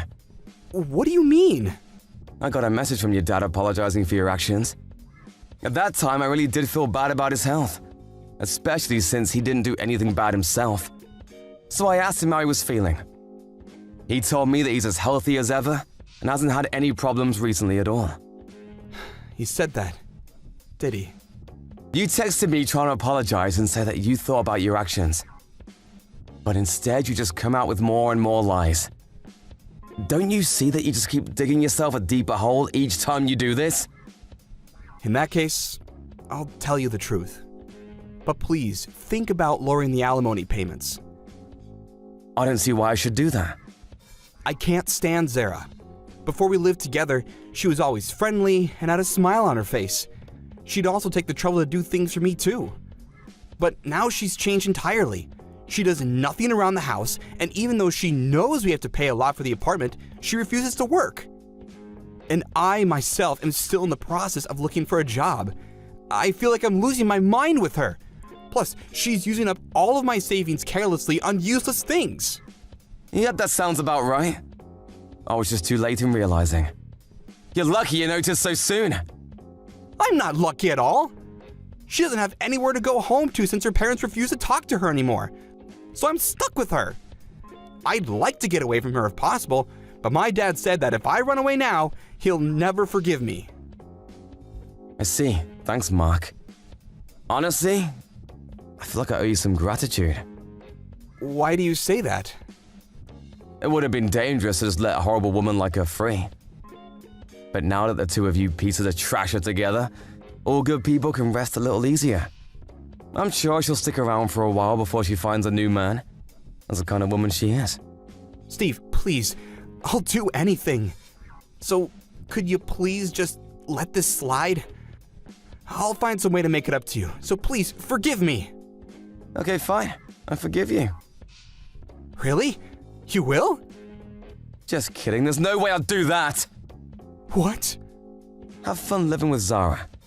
Just make sure to keep up on your payments. Have a good life.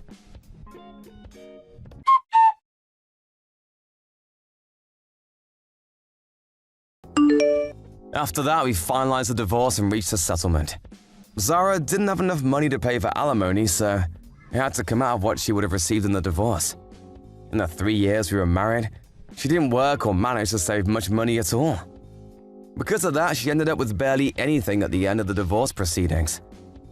Apparently, when the two of them tried to pretend as though Zara had fallen into the sea, they did something even more stupid than lie to me. It turns out that Mark called the police pretending to be a witness himself. Giving the police false information is a crime, and he was questioned and finally fined for it. To be honest, I think of myself as being a little bit pathetic for having the wool put over my eyes by people as stupid as those two. But I'm relieved that I was somehow able to bring this mess to a close. I was discharged from the hospital, but I currently have to get around with the help of a wheelchair. My work was kind enough to find a way for me to do everything I need from home, so that has made it much easier on me. Although I was told I may never walk again, feeling has started to return to my legs bit by bit. Depending on how rehabilitation goes, but there is now a chance I'll be able to walk on my own 2 feet again. I was completely shocked by Zara's betrayal and the sudden divorce. But if things had remained as they were, I would have just been exploited by her for the rest of my life. If I think about it like that, I really do feel somehow grateful to Mark for taking Zara away from me. From now on, I'm going to focus on my rehabilitation and think of my health as my #1 priority. And while keeping in mind my family who helped me through this tough time, as well as my company and co-workers who made it possible for me to work from home. I'm going to take back control of my life, slowly but surely. Thank you for watching. Don't forget to hit the like button and subscribe to the channel. Pete, the doctor told me I can be discharged in 3 days or so. What? Really? Yes. Of course, there will be lots of rehab coming ahead. Still, I'm so happy for you, Helen. You can finally sleep in your own bed. It's been 3 months since I was home last. It was a long 3 months. This was all my fault. I told you to stop it, honey. I'm glad it was me and not you. Besides, we were lucky no one else got hurt from the crash. But you are bound to a wheelchair now because of me. I can't tell you enough how sorry I am. I know being sorry won't cut it. Hey, you've apologized enough already. I really don't blame you or anything. Your late mother would be so furious of me. I promised her that I would protect you. I am your only family, and now I have hurt you. It was an accident. You learned your lesson the hard way not to speak too much. You now know what happens when you do. Absolutely. I'm so sorry. Okay, that's the last time you're going to say sorry. So, are you picking me up or what? Of course I will. I will carry all your stuff. I will reserve a wheelchair-friendly cab or limo service. There's no way I'm driving with you in the back, at least for a while. Okay. I think they will let me go around noon. I'll let you know when I find out the details. Sounds good. Are you sure you're not busy, though? I know you're in the middle of an important project. Everyone knows what happened. Even the CEO told me to take good care of you and personally gave us a get well package. They would make me go even if I said no, which I won't, of course. Wow. How nice of everyone and your CEO. Please say thank you to everyone for me. I will make sure I do. Your CEO is a woman, right? Yes, she's around my mom's age. She is one tough, smart lady. Is she now? I wonder if she would like my baking. I'm dying to bake, so maybe I could prepare a small thank you gift with it. I hardly ever see her, though. It was actually the first time I've ever spoken to her when she gave me the package. It's quite famous that she is a serious camper. Camping. I don't know what I could give back that's related to camping. Do you know if she has any food preferences? I don't know. I can ask around if you want me to. Yes, please do. By the way, how is our apartment? Have you been cleaning at all? I will. I will tidy up so you can get around in your wheelchair. Well, meaning you haven't been, have you? But I understand it has been very hectic these past months. You were going back and forth between home and the hospital and work. You don't have to get everything done before I come back. I'm going to make time tonight. I want to make sure everything is in the right place for you. It's the least I can do. Thanks. I'll let you get back to work. Okay. Good luck with the last bit of your hospital life. If you can, please pack or gather items I can start to take home. I can't come see you today, but I plan to tomorrow.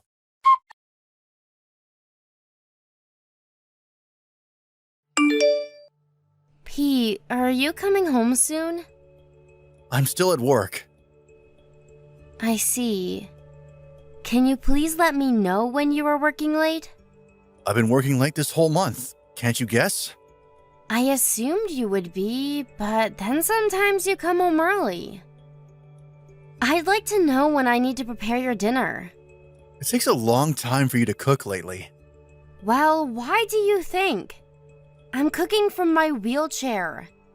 It's been 6 months since you got out of the hospital. When do you think you'll be able to walk? I can stand up if I hold on to something. But you can't walk yet? No. Have you been going to rehab? Of course. The doctor said you'd be able to walk through rehab. Are you sure you're working hard enough? I am doing my best here. How can you say something like that? We've only been able to go to barrier-free places. Where we can visit is very limited right now because of you. I really wanted to go camping this summer too. What is the matter with you? What?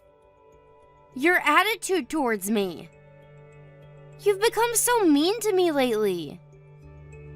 It's not like I prefer to be in this wheelchair. Oh, what are you implying? You're saying it is my fault after all? No, that's not what I'm saying. I understand that it's stressful being around someone who can't walk. But you know, I think you can be a bit more considerate, at least. I feel very isolated from society as it is. Especially now that you've become very busy. I'm lonely. You know I have a huge project to handle. Yes, I know that. But you've been going out on your own on the weekends too. Do you not want to be with me anymore? It's not like that. Sorry. I've been overwhelmed with everything that's been going on. I didn't mean to be so hard on you. It's okay. I understand. You are a very outgoing person, so not being able to move around freely must have been very stressful for you. Yes, but it can't be helped. I should have managed my feelings a little better. It's not your fault, Helen. I'm sorry. Hey, let's go camping. Huh? I don't think that's possible. Of course it is. There are many camping resorts nowadays. We can find one that is handicap friendly. I mean, I would still need a lot of help from you. I will gladly help. Okay then. We'll go as soon as your project settles down a bit. I will handle the booking and packing. Are you sure you want to go? Yes, I am. I want you to be able to enjoy summer, and I need to get out too. It would be a good opportunity for me to learn how to get around outdoors. Thank you, Helen. I know I'm being selfish. You are not being selfish, Pete. Besides, I'd prefer for us to have a good time together than to have our marriage fall apart. Don't you agree? Our marriage wouldn't fall apart. It felt like it was going to soon. You were never home and hardly spoke to me. I was starting to think you might be interested in someone else. Someone else? No way! I guess I still feel very guilty of what happened to you. And that guilt turned into stress, and I took it out on you. Sorry, Pete, I'm joking. I know my wheelchair life is troublesome for you. So I was just a little worried. It's not troublesome, Helen. Anyway, I will be quite busy with my project for another couple of weeks. But I think I can take some days off next month. Okay, great. Oh, and dinner tonight? No thanks. I'll grab something to eat here. Okay. I'll be heading to bed soon. Don't work yourself too hard.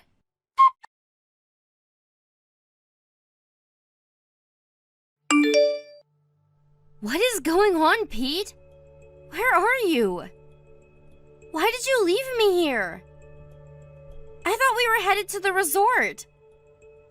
I don't even know where I am, and it's getting dark. No one is around. Please come and get me. Tell me, Helen, how much battery do you have left on your smartphone? Huh? Oh my god, I only have 1%. Why? I had it charged all night. Your charger was probably loose. Why are you laughing? You threw me off the car in the middle of the woods. You didn't even leave me my wheelchair. Your wheelchair would get you nowhere in those woods anyway. Pete, come back. Did I do something? Please, I'm begging you. You should crawl back home. What? It would be good training for you. What the hell? How can you joke around? What has gotten into you? I'm not joking. I'm serious. You need to get out of your damn wheelchair already. You were so slow and always in my way. Is that how you've really felt all this time? Pete, don't tell me you loosened my charger on purpose. What if I did? This is what you get for tormenting me for months with your never-healing injury. I hardly got a scratch from the crash. How can you be so fragile? Excuse me?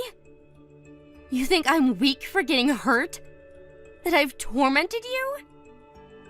You drove the passenger side of the car into a damn tree for crying out loud. How can you be so cruel? I am doing this for you. Perhaps by the time you get home, you'll be able to walk again. You haven't been pushing yourself hard enough. Doing this for me? Don't be ridiculous and come get me now. Shut up, you useless bitch. What? The only reason you were able to live normally is because of me. You have no one else. Without me, you are no good. Pete, what has happened to you? So you just want to get rid of me now? Yes? Despite me taking care of you, all you do is whine. Why are you not home yet? Why are you so mean? Blah, blah, blah. You think it's okay to whine because you feel sorry for yourself, don't you? I do not feel sorry for myself. Pete, I don't have any more battery. Please, help me. I said crawl back home. I am not helping you. You have to do this on your own.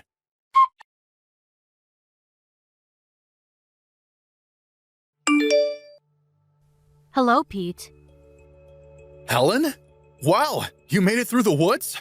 Wait, did you call the police? No. I didn't know you had survival skills. How did you make it back? I was hoping you'd get lost in the woods. Wow, you are worse than what I have heard. Unbelievable. What? Where are you anyway? I don't see you back here in the house. How did you charge your battery?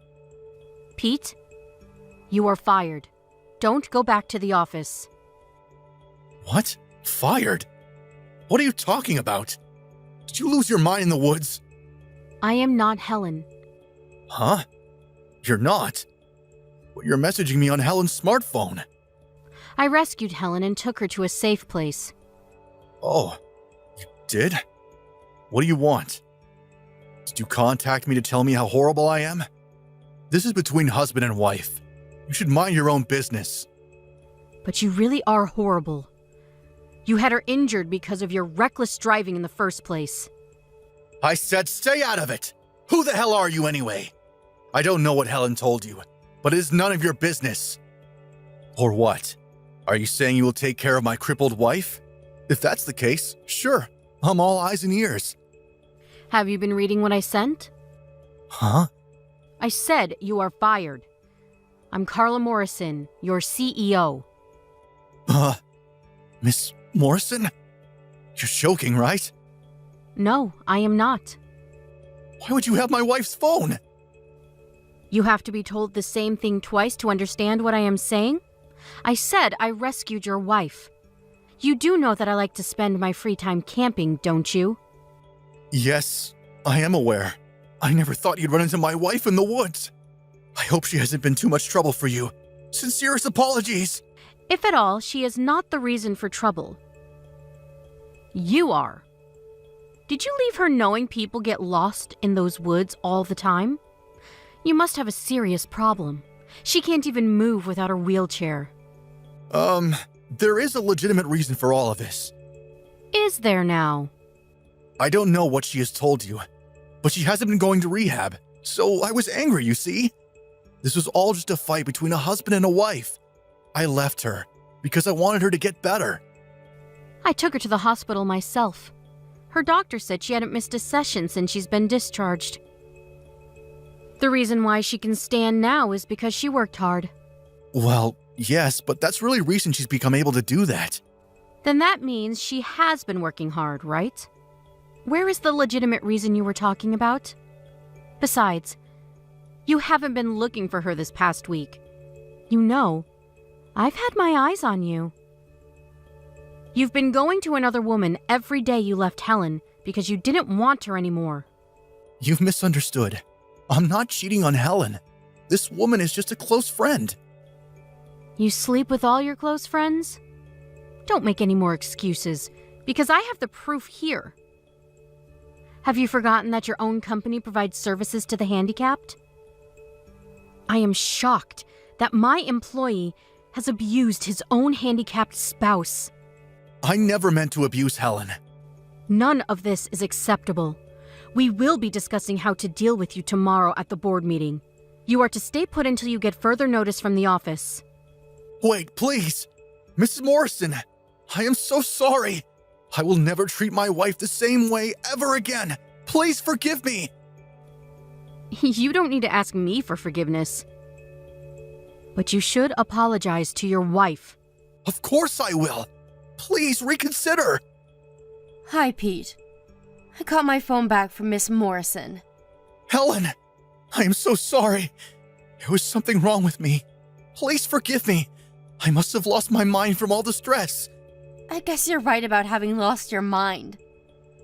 But that's not a good enough reason for you to leave me out in the woods. I wasn't thinking straight. I made myself believe that you were putting me through hardship, but I was wrong.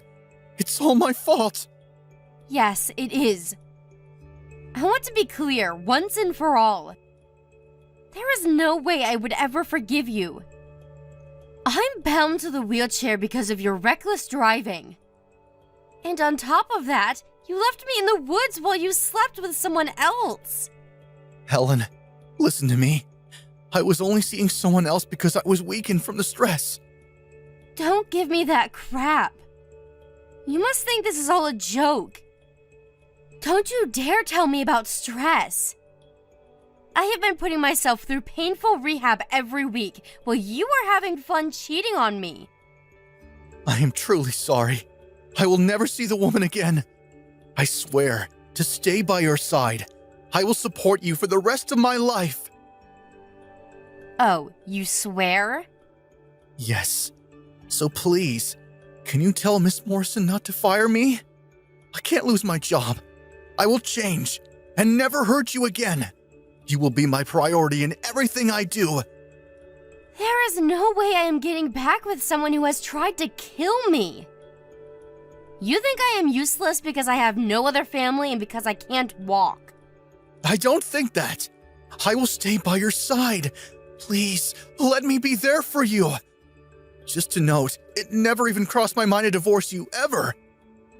I think I know why you left me in the woods. It's because you wanted me gone, but even if that didn't work, you thought I would break our marriage. You didn't want to be the bad guy who divorced his crippled wife. You thought it would save your reputation.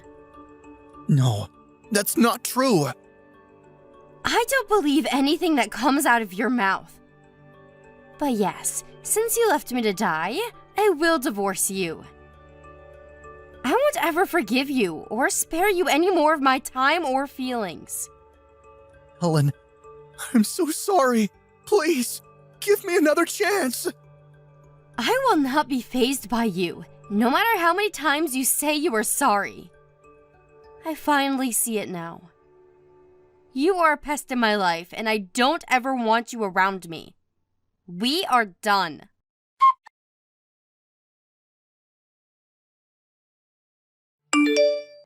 Miss Morrison introduced me to a good lawyer afterwards, who helped me file the divorce quickly. Trusting Miss Morrison's recommendation, I have let my lawyer take lead and handle most matters. And it was probably the best decision I have made besides leaving Pete. In addition to our division, I was able to win a fair amount of money from Pete as consolation money. My lawyer also suggested and won compensation for my injuries from the car crash. We later found out that Pete was cheating on me with a coworker who, based on corporate policy, was also penalized. She was not fired, but left the company once rumor got around that she was sleeping with the most hated man in the office. Instead of getting fired, Pete was sent off to a small subsidiary. It was actually Miss Morrison who suggested not to fire him, knowing he would not be able to make all payments to me at once. Miss Morrison's idea was that as long as he had some job, he would be able to continue to pay me what he owes. Although, Pete's role has changed significantly, and with that, his salary has become nearly half of what he used to make. Despite his lowered income, I don't have to check my bank account every month to confirm he is paid. Because Pete agreed with his company and I that part of his salary be paid directly to me in exchange for his job. The last I heard, he is living a very minimal life with the little money that he gets. He must be regretting what he's done to me by now, especially because he had to give up all of his favorite things to do. I hope I will never see him again. After receiving the initial payment from him, I was able to move to a new house near the hospital. It allowed me to concentrate on rehabilitation. Recently, I have become able to walk a little bit with support. Miss Morrison recommended me to a company and helped me land a great job that lets me work from home. Not only has she saved my life, but she has helped me get through the impossible. I have told her repeatedly that I want to pay her back somehow, but she insists that I help someone in need instead. Having met an angel like her has become the greatest gift of my life. Just as she taught me, I will make sure to help anyone in need of my help. And I will continue to strive to become a strong, noble woman like her. Phew. I finally escaped from my dinner break. Hey, Gavin. Rough day. Would you mind picking up some powdered milk from the store on the way home? What? Me? Yeah, I've been really busy looking after Jake and doing the housework today, so I was hoping you could pick some up. The store is on your usual route anyway, so it'd only take you a few minutes, right? Why can't you do it? To tell you the truth, Jake's been in a rotten mood since he woke up. We went shopping first thing, and he threw a huge tantrum right in the middle of the supermarket. I really don't want to have to go through that again. And you didn't buy it then? You mean you forgot? Yep, sorry. God damn it! Are you telling me you're not even capable of buying powdered milk properly? I'm gonna be exhausted by the time I get off work, Jane. You know I work long shifts. I'm really sorry, honey. I think I was still half asleep when I went out this morning. You serious? You've got some nerve. Are you trying to say you're sleep deprived? You wouldn't try walking a mile in my shoes? Huh? Why would you be sleep deprived? You get at least 8 hours, don't you? 'Cause that little twerp wakes me up crying 3 times an hour. Why does he cry so much? It can't be normal. Are you sure you're looking after him properly? Of course I am. Why do you think I sleep in the living room? That way, I can get up as soon as he starts, give him some milk, and rock him until he calms down. I sleep on the couch precisely to avoid waking you up and messing with your sleep, Gavin. I know you need to be at your best to perform at work. Well, it's not working 'cause he's driving me insane. I feel like I don't get a wink of sleep some nights. What's worse, he never stops. You know what? I'm just going to come out and say it. The kid's torturing me. He's a baby, Gavin. Babies cry. If it's that bad, why don't you try wearing earplugs?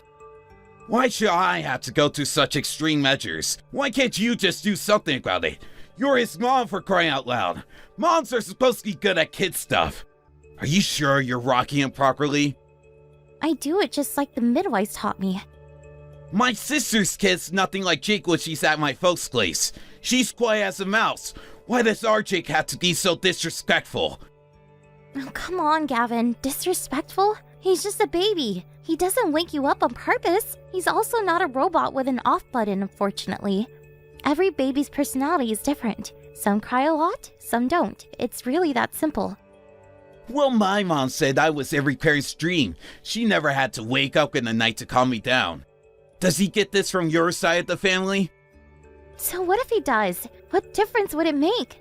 Jake cries a lot, and that's all there's to it. As long as he's healthy, I'm happy.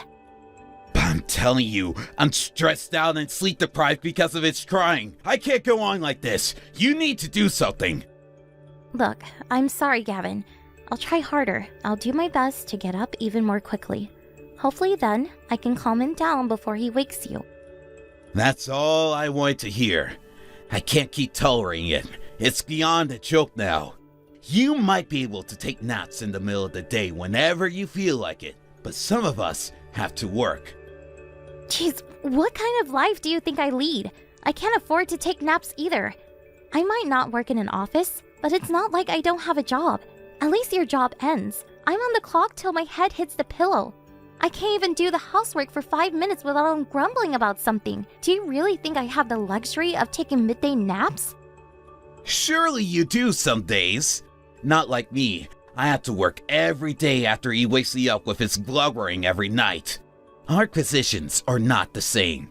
The only reason you two have a roof over your heads to make all that racket in the first place is because I'm constantly out slaving away at the office.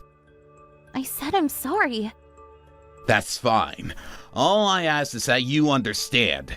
Make sure you pay more attention tonight. I won't tolerate being woke up again. I am the man of this house, and my sleep schedule is important.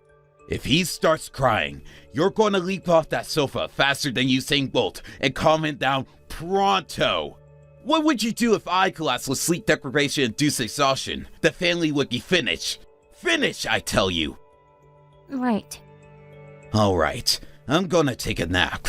Go buy the powdered milk yourself. Mark my words, I won't let that kid and your laziness drain any more of my energy. Gavin, what's going on? Why is the front door locked? Let me in. You shut your goddamn mouth! I want you out of this apartment! You can't be outside in the hallway either. Jake's crying will echo even louder than it did in his bedroom. You'll get reported by the neighbors. So let me in. You had your chance to calm it down straight away when he cried. But you did it, didn't you? He cried, and he cried some more. And guess what? He woke me up again. I am done with this crap. Leave me in peace to sleep. I didn't get a wink of sleep last night either. You think I enjoy this? My life's a lot harder than yours. You can always catch up on sleep during the day, but I have to go to work. A bad night's sleep is practically a death sentence for me. Dragging myself out to the office every day was exhausting enough before we had the demon brat. But now I'm reaching levels of exhaustion previously unimagined. Oh, well, you do nothing but laze around all day on the sofa. Bad night's sleep, no problem. 3-hour nap. I should start calling you Snorlax. I do nothing but laze around on the sofa? Oh my god. Gavin, I can't even believe what I'm reading here. And Demon Brat? Do not call your son a demon, you jerk! You're his father and you should be more understanding! Who kicks their wife and kid out just because their son was crying? You do know it's the dead of winter? Have you lost your mind? What's the problem, Snorlax? I gave you the car keys, didn't I? Stop calling me Snorlax! What do you mean the car keys? I put them in your bag. I feel bad if you froze to death. Wow. Are you saying me and your newborn son have to sleep outside in the car? Bingo! The car has a heater. Plus, if you live in the car, you can take Jake out for a drive whenever you feel like it. You can get free hot water from the machine at the store you can make his milk with. Wow! Come to think of it, you're still gonna have it easy. You don't get husbands much kinder than me, you know. I surprise myself what a slow guy I am sometime. This is kindness? Would you rather I blew you out on the streets with nothing? Cause I'd be well within my rights given how pissed off I am about this kid's endless crying. You're lucky I'm so merciful. I can't believe this. Gavin, you're a disgrace. Watch your mouth, bitch! You do not talk to the man of the house like that. Anyway, you're one to talk. You let that kid cry all night despite knowing full well how exhausted I am. Wah! Wah! Wah! It's all I freaking hear with you guys around. None of this would be happening if you just did your freaking job and looked after him properly during the day. If a kid cries a lot, it's the parent's fault. But you're his parent too. Sure I am, but you're the one who spends the most time with him. It's your fault. Let me guess. 100% my fault? Babies cry. It's just what they do. What else can I say? There's nothing you can do about it when they're his age. Sure, I can calm him down sometimes, but there are times when no matter how much I hold him, no matter how much I feed him, he doesn't stop. Well, learn how to control him. How am I supposed to control a baby? Besides, I look after him and do everything around the house all on my own. Have you ever come back from work to a dirty house? To an unwashed plate? A stain on the floor? The answer is no. Do you know why that is? Because I do everything I possibly can to make sure you come to a nice, clean home where you can put your feet up and relax after work because I know how hard you work. Good job, babe. Want a medal? You're a stay-at-home housewife. Obviously, it's a given that you're going to keep the house clean. This would be like me bragging about filing a report at work. It is not a given. I have to look after Jake too. Do you know how hard it is to keep on top of everything all on my own? No, I don't want a medal, but I do want you to at least understand that I don't have it as easy as you seem to think. Well, I support this family all on my own. You should be helping me out more with Jake. I've been asking you ever since he was born, but you never listen. Would it really hurt to spend some time with your son every now and then? I can't. I have a job. Just because you have a job doesn't mean you don't have to spend any time with your son. It's not like I'm asking you to change his diapers or anything. I just wish you would spend more time with him. Aren't you interested in getting to know him at all? I gave up on asking you lately because I thought I was wasting my time. But I can't let go of it. You absolutely should be helping out more with your son. I feel like a single mother. God, would you shut up already? You're so boring. I thought I might be able to finally get some sleep today, but now I'm so riled up it's going to take hours to calm down. You have no idea how much you rustle my jimmies, woman. You're serious about making us sleep in the car, aren't you? If you want to come back inside, you gotta apologize first. When you're on your knees begging for forgiveness on the doorstep, maybe then I'll consider it. I'll pass. I'll sleep in the car. Great. Fill my gas tank up while you're at it. You better not get the leather dirty either. My mom and dad bought us that car to help out with Jake. It was still a gift, and I drive it the most, which makes it my car. I see. You better not wake me up again. I'm switching my phone off. I want you both back in the car where you belong before I get home from work tomorrow evening. I don't want to see you or the demon scrat face again.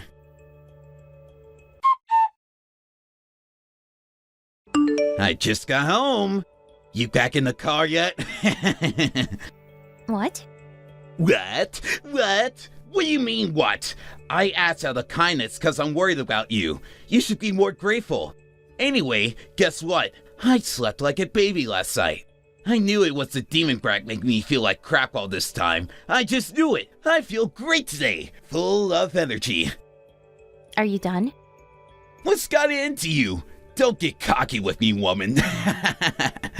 You'll start showing me the proper respect if you want to come back inside the house anytime soon.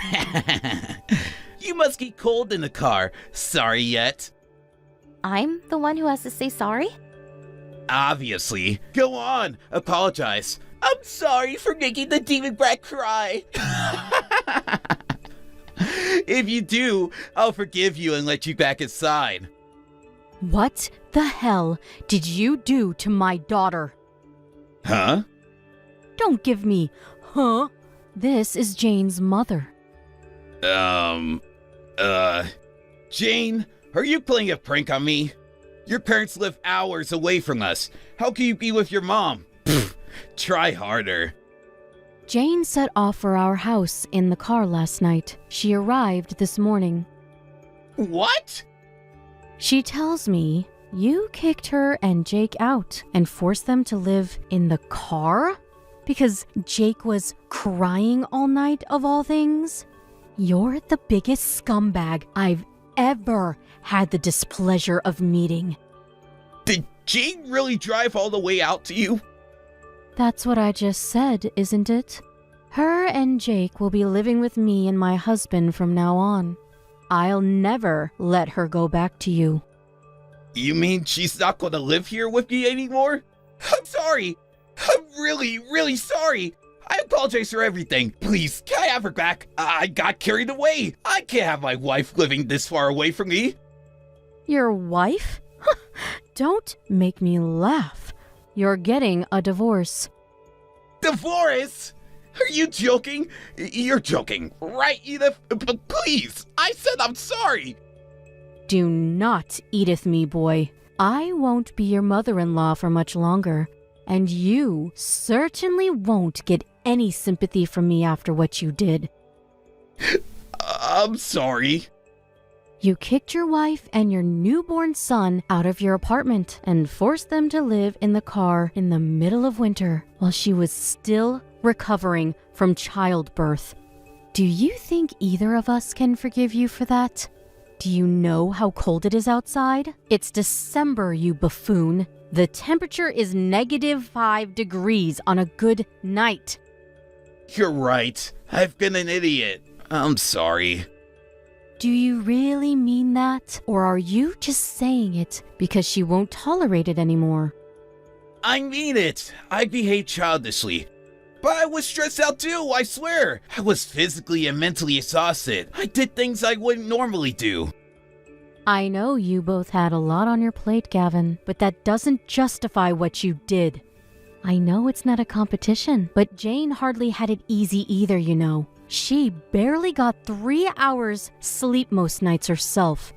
Raising a child isn't as easy as you seem to think. Not to mention doing all the housework on top of it. Would it have hurt you so much to have helped her out sometimes? She got no recognition for her efforts whatsoever. To the contrary, you actively mistreated her. I know I messed up. I'm really, really, really sorry. Jake might be your son, but you have no right to be a father. You'll never see him or Jane ever again.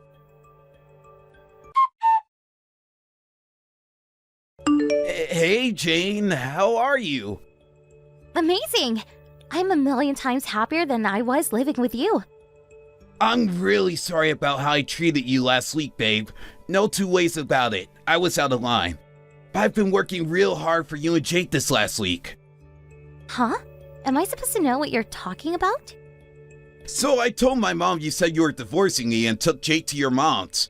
She rushed over to the house immediately to find out why. I figured there was no use trying to hide any of it, so I told her everything.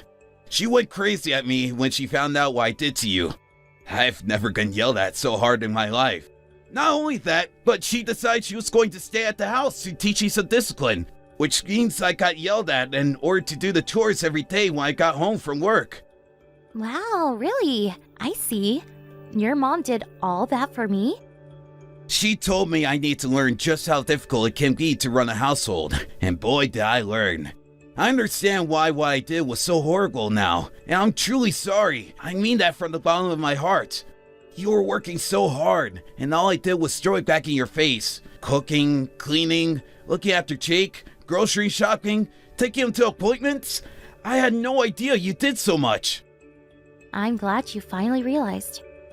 Does this mean you'll forgive me? Can we just forget about the whole divorce thing? Just because I'm pleased you finally realized I wasn't lounging around on the sofa all day doesn't mean I changed my mind about the divorce. What? Why? I just did the housework for a whole freaking week. Oh, want a medal? No, I just want to know I get it now, baby. I understand. I'll never give you a hard time again. I'll help out around the house. I even decided to try and be more patient when Jake cries at night. I want to change, baby. I'm serious about that. I'm pleased to hear it. I take it you mean you want to change for your next wife? 'Cause I don't want you anymore. Gah. So you're going to go through with the divorce? Did nothing I just said to you make you think about changing your mind for even a second? Bingo! I just got done talking with my lawyer. Let's get all the legal stuff out of the way ASAP, shall we? Just wait a sec. I don't want a divorce. I want you, me, and our son all to live happily together. Too late. It doesn't have to be. Jake's tiny. He'll never remember any of this. If you forgive me, we can start over and really make it work this time. There's only one slight problem with that. I don't forgive you. Or rather, I can't possibly forgive you.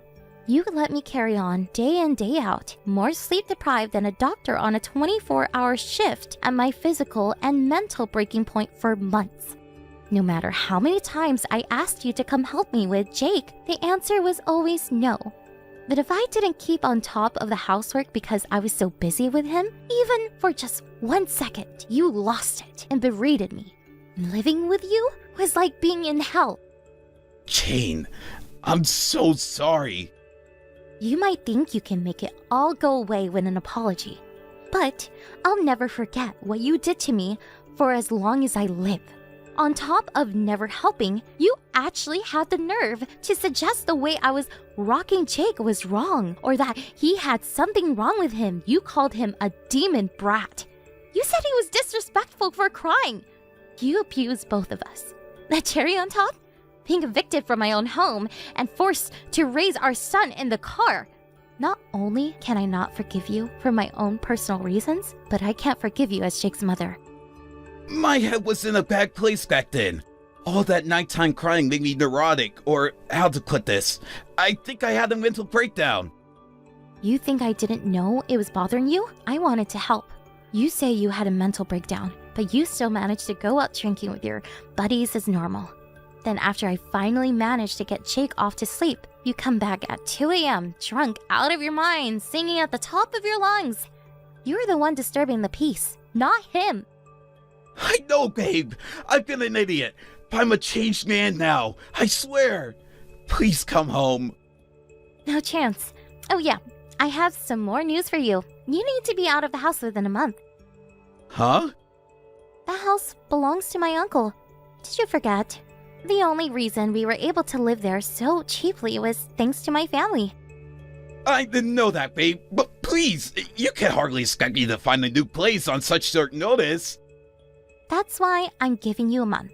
It's in my name, so I could tell you to leave now if I wanted to, and you wouldn't be able to do a thing about it. Are you not listening to me here, babe? I'm really, really, really sorry. It's true what they say. You don't know what you got till it's gone.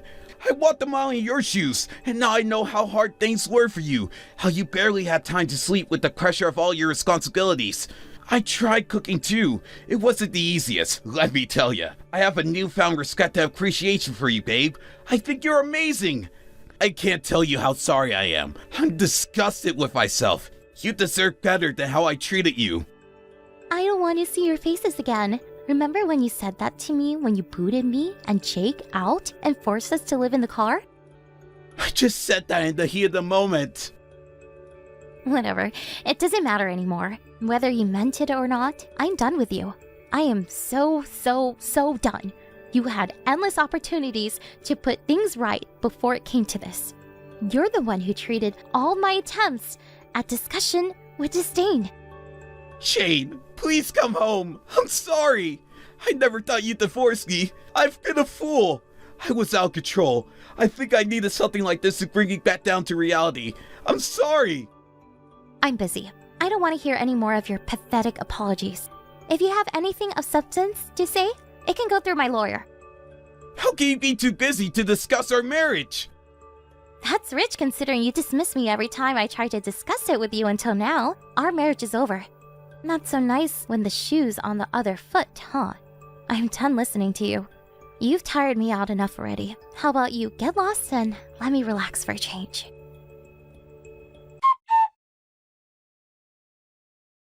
After that, we hashed out the particulars of the divorce through our lawyers. He begged and pleaded with me to reconsider until the last.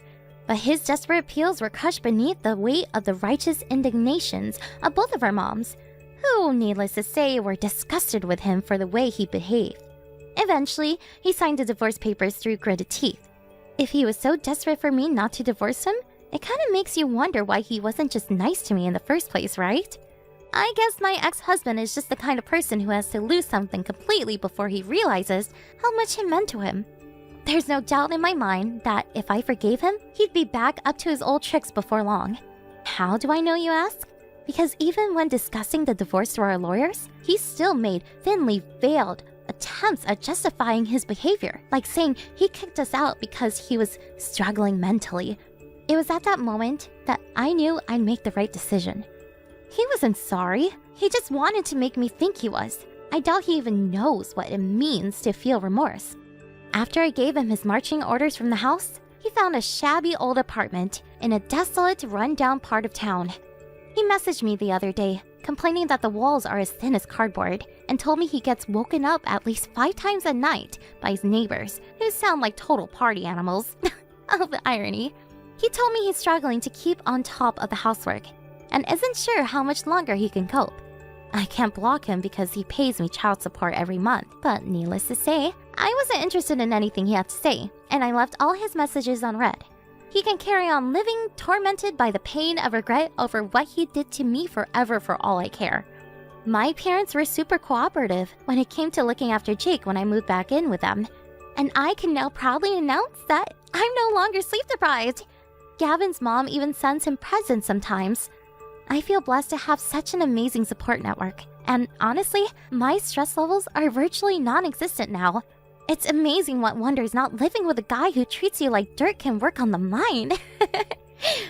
I'll never take any of it for granted, and I intend to carry on working hard, raising my son, while letting all of the amazing people in my life know how much I appreciate them. I'm thinking about starting work again the year after next.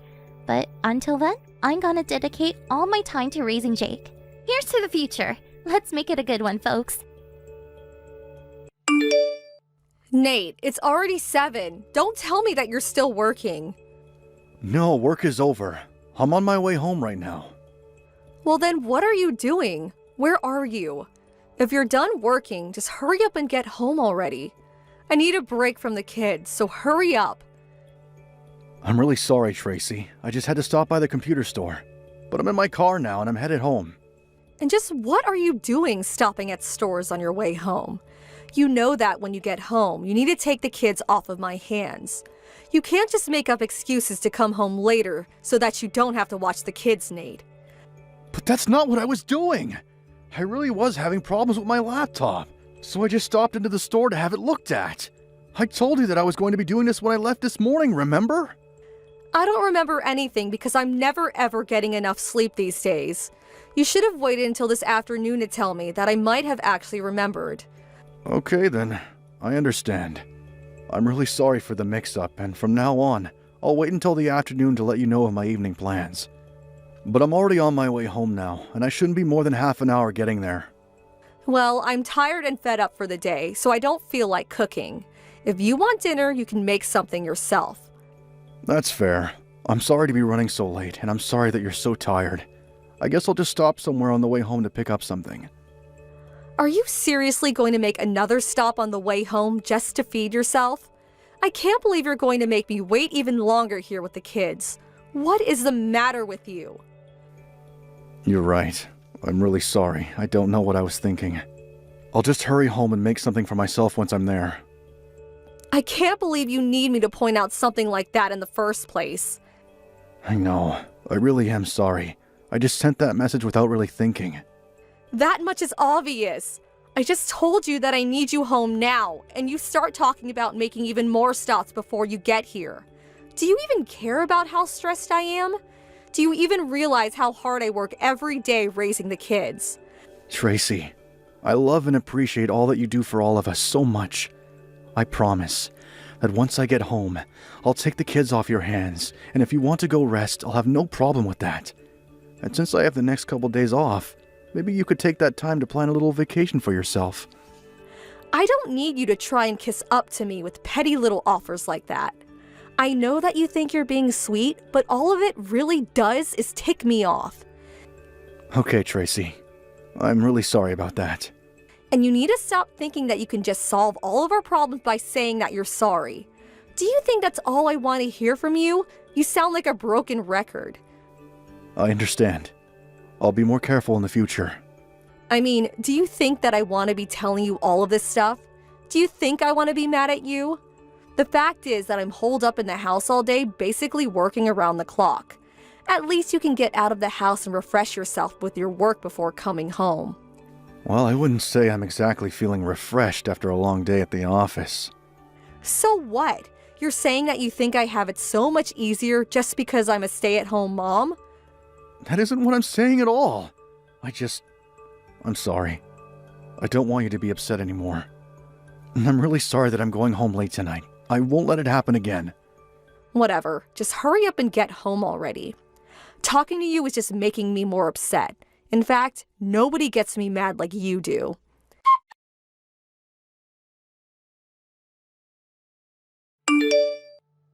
Hey, Nate, I just wanted to apologize for the way that I was acting yesterday. What do you mean, Tracy? I just mean that I shouldn't have said all that I did last night.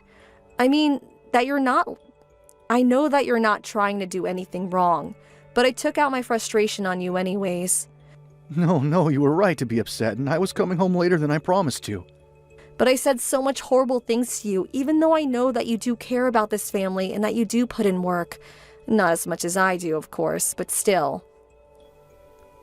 I know. I'm really sorry the only times it feels like I get to spend with the kids are after work and on the weekends. You put up with a lot, and I know that you look forward to getting to take a break when I get home. I know, but I didn't need to get so upset with you just for making a stop on the way home. I guess I just been feeling so angry and stressed lately. I just want you to know that I didn't mean to act the way I was acting yesterday.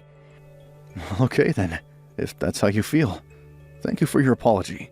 It means a lot. You really are a good husband, and I love you so much, Nate. I love you too, Tracy. And I'm sorry that you've been feeling too stressed out lately. I think it's just that now that our kid can walk on his own, I'm always worried that he's going to get into trouble or hurt himself. I just can't afford to take my eyes off of him. Oh, I see. So things have gotten more intense now that he can move by himself. I get that that would be stressful to deal with every day. That, and I'm just always worried if I'm doing enough to make sure that he grows up healthy. I don't want to push him too much, but I don't want him to be slow to develop. Are you talking about him learning how to talk or something like that? Well, that's just it. Our child hasn't said a single word yet. I would have thought that he at least would be able to communicate a little better by this point. I think he's going to be okay. It's just like the doctor told us. Kids develop at different rates, and that's okay. I know. But you can see why I'd still be worried about all of this, right? I understand. But as far as learning to walk and move around, I think he's more or less on a schedule for his age. But even if he wasn't, I don't think anyone would be to blame for it. I just think that he's doing things in his own time. I know what you're trying to say, but I still just feel really nervous about all of this. I don't know. Maybe I'm just overthinking all of this. But what if I'm not doing enough to be a good mother to him? Maybe we should have never even had any kids in the first place. Tracy, please. I know that you put your heart and soul into raising our son. You're not overthinking. But I think you just need to give these things time. I know, but how much time until we've given him too much time and nothing's changed? I'm sorry, I can't help how I feel. And when I start to feel like this, I get angry and then always end up taking it out on you. Tracy, you seem really exhausted with all of this. I don't know. Maybe I just need a mental break or something. Maybe it's just a little too much for me right now. I just feel like I can't even control my emotions anymore. But I don't know what I can do. It's okay. I know that you don't mean what you say when you get upset. But what if it stops just being words and I end up hitting you or something? I would never forgive myself if I did that. Or worse yet, what if I lost my temper with our kid and did something horrible? That would be the worst outcome. But I don't think we need to worry about you doing any of that. You're a very strong woman, and I don't think you're going to snap just like that. But I see now that we need to come up with a way to relieve some of the stress you're carrying. I think so too, but I don't know what we could do. Maybe I could spend some time with my parents, away from the house for a little bit. You mean that you'd think it'd help to have some time to yourself? I think so, yes. But I know that isn't fair to you, Nate. Well, just how long would you want to be away from us all? I'm not sure. Maybe a month at the most? Would that be okay? If you think that's what it's going to take to recenter yourself, then I think that's just fine. You really mean it? I'm not asking too much? If anything, maybe I've been the one asking too much from you. I'm just glad you told me all of this before anything bad really did happen. And you're sure that you're going to be okay looking after the kid? I think that the two of us are going to be just fine. But if I ever feel like it's becoming too much, I'll reach out to my parents for a little help. So things are going to be totally fine here. You just worry about getting the rest that you need. Oh, Nate, thank you so much. I'm so sorry to have to do this to you. Tracy, I'm the one who's sorry for not noticing how much you were putting yourself through with all of this until now. You go home to your parents and rest up, okay? I will. I'll take the time I need to feel better. And when I come back, I'm going to be an amazing mother.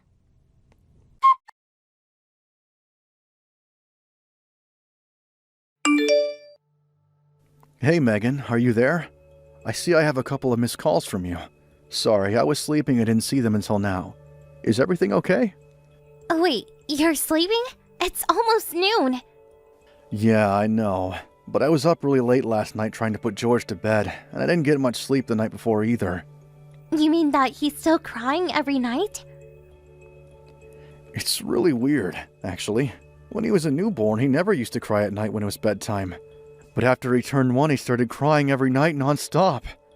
I couldn't get him to go to sleep until around 5 in the morning. Oh, well, that explains why you were sleeping until now. That must be a lot to deal with on your own. Well, my mom comes over every now and then to help out, and that really does help a lot. Well, that's good. But I still can't believe that Tracy is making you do all of this by yourself. I think it's really mean of her to do so, actually. No, she isn't doing this for any bad reason. She was just really stressed from taking care of George all the time, and she needed to take some time for herself at her parents' place. That's what you told me, but don't you think you're being a bit too soft on her? I don't think that at all. I think that she's put in a lot of work and deserves to take a break. But while she was taking care of the kid, you were working, and then you would take over watching George after you got home. It sounds to me like the person who didn't have any time for themselves all day was really you. Well, I wasn't just going to help my Tracy raise our children together. Sure, but do you raise them together? From my understanding, when you get home, Tracy goes into her room to rest for the night. It sounds to me like she puts everything on you the moment you walk through that door. It just doesn't seem fair to me is all. Well, I guess all couples do things differently then. But if taking on all this now means that Tracy will be more prepared in the future, then I don't see a problem with any of this. I can handle this. I know it. Well, that's not what Mom was telling me. She told me that the last time she went over to your place, you looked as if you were about to pass out while standing. I just need to make it through this month, just until Tracy comes back. I know that everything is going to be worth it after that. We're going to do things together after that. Nate, you really need to open your eyes to what's happening. You're working hard for nothing. You have to leave your wife. Wait, what?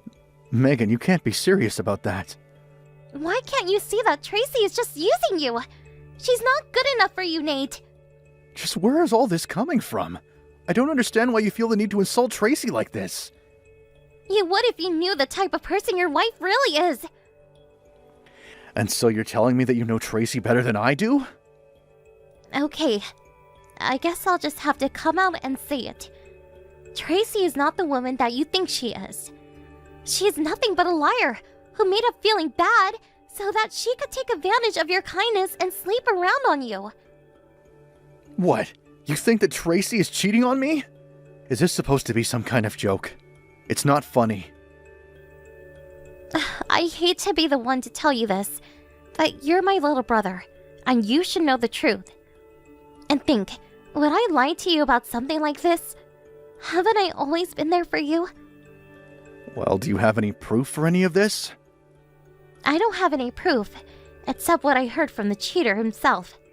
Wait, you mean that Tracy told you she was cheating on me? I'm not talking about Tracy.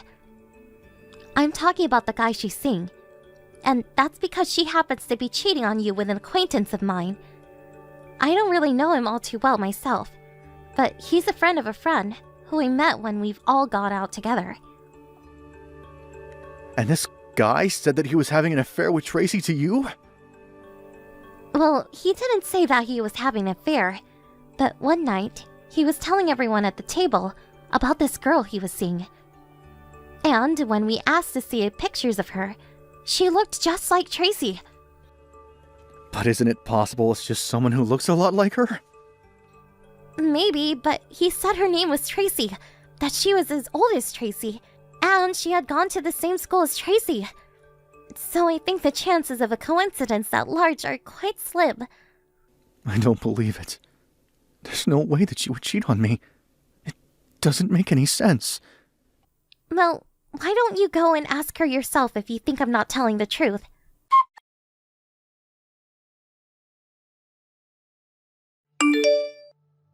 Tracy, when are you finally going to give this a rest?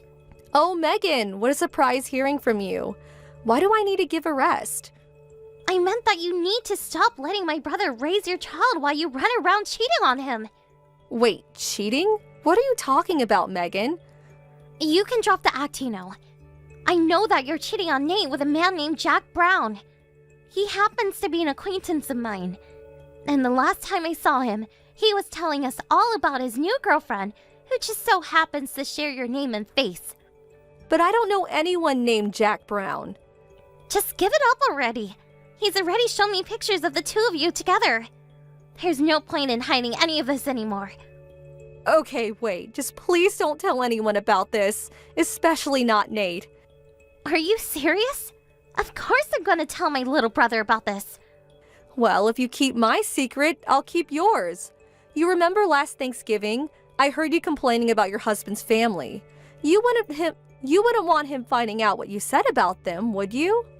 The fact that you're trying to threaten me tells me all that I need to know about you. Look, just please don't tell anyone. I don't want this to turn into some big fight.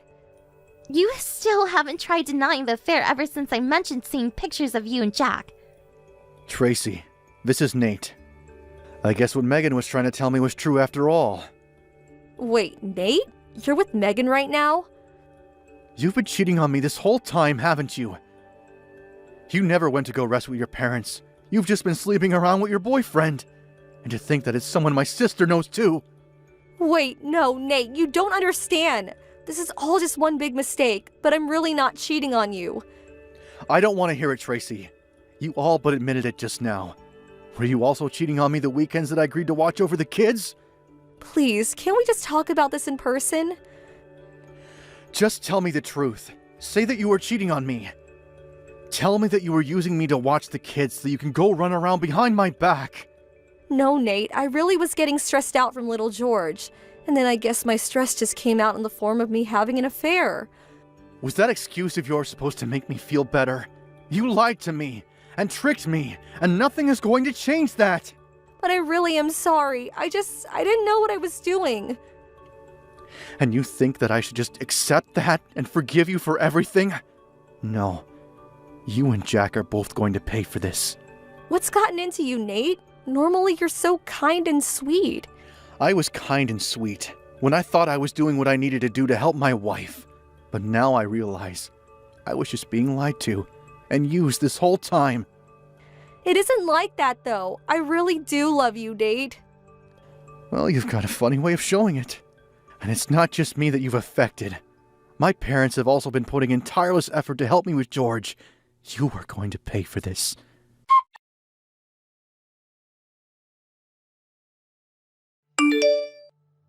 After that, Megan and I called Tracy's parents and had them help us track her down and bring her and Jack to our parents' house for a little chat.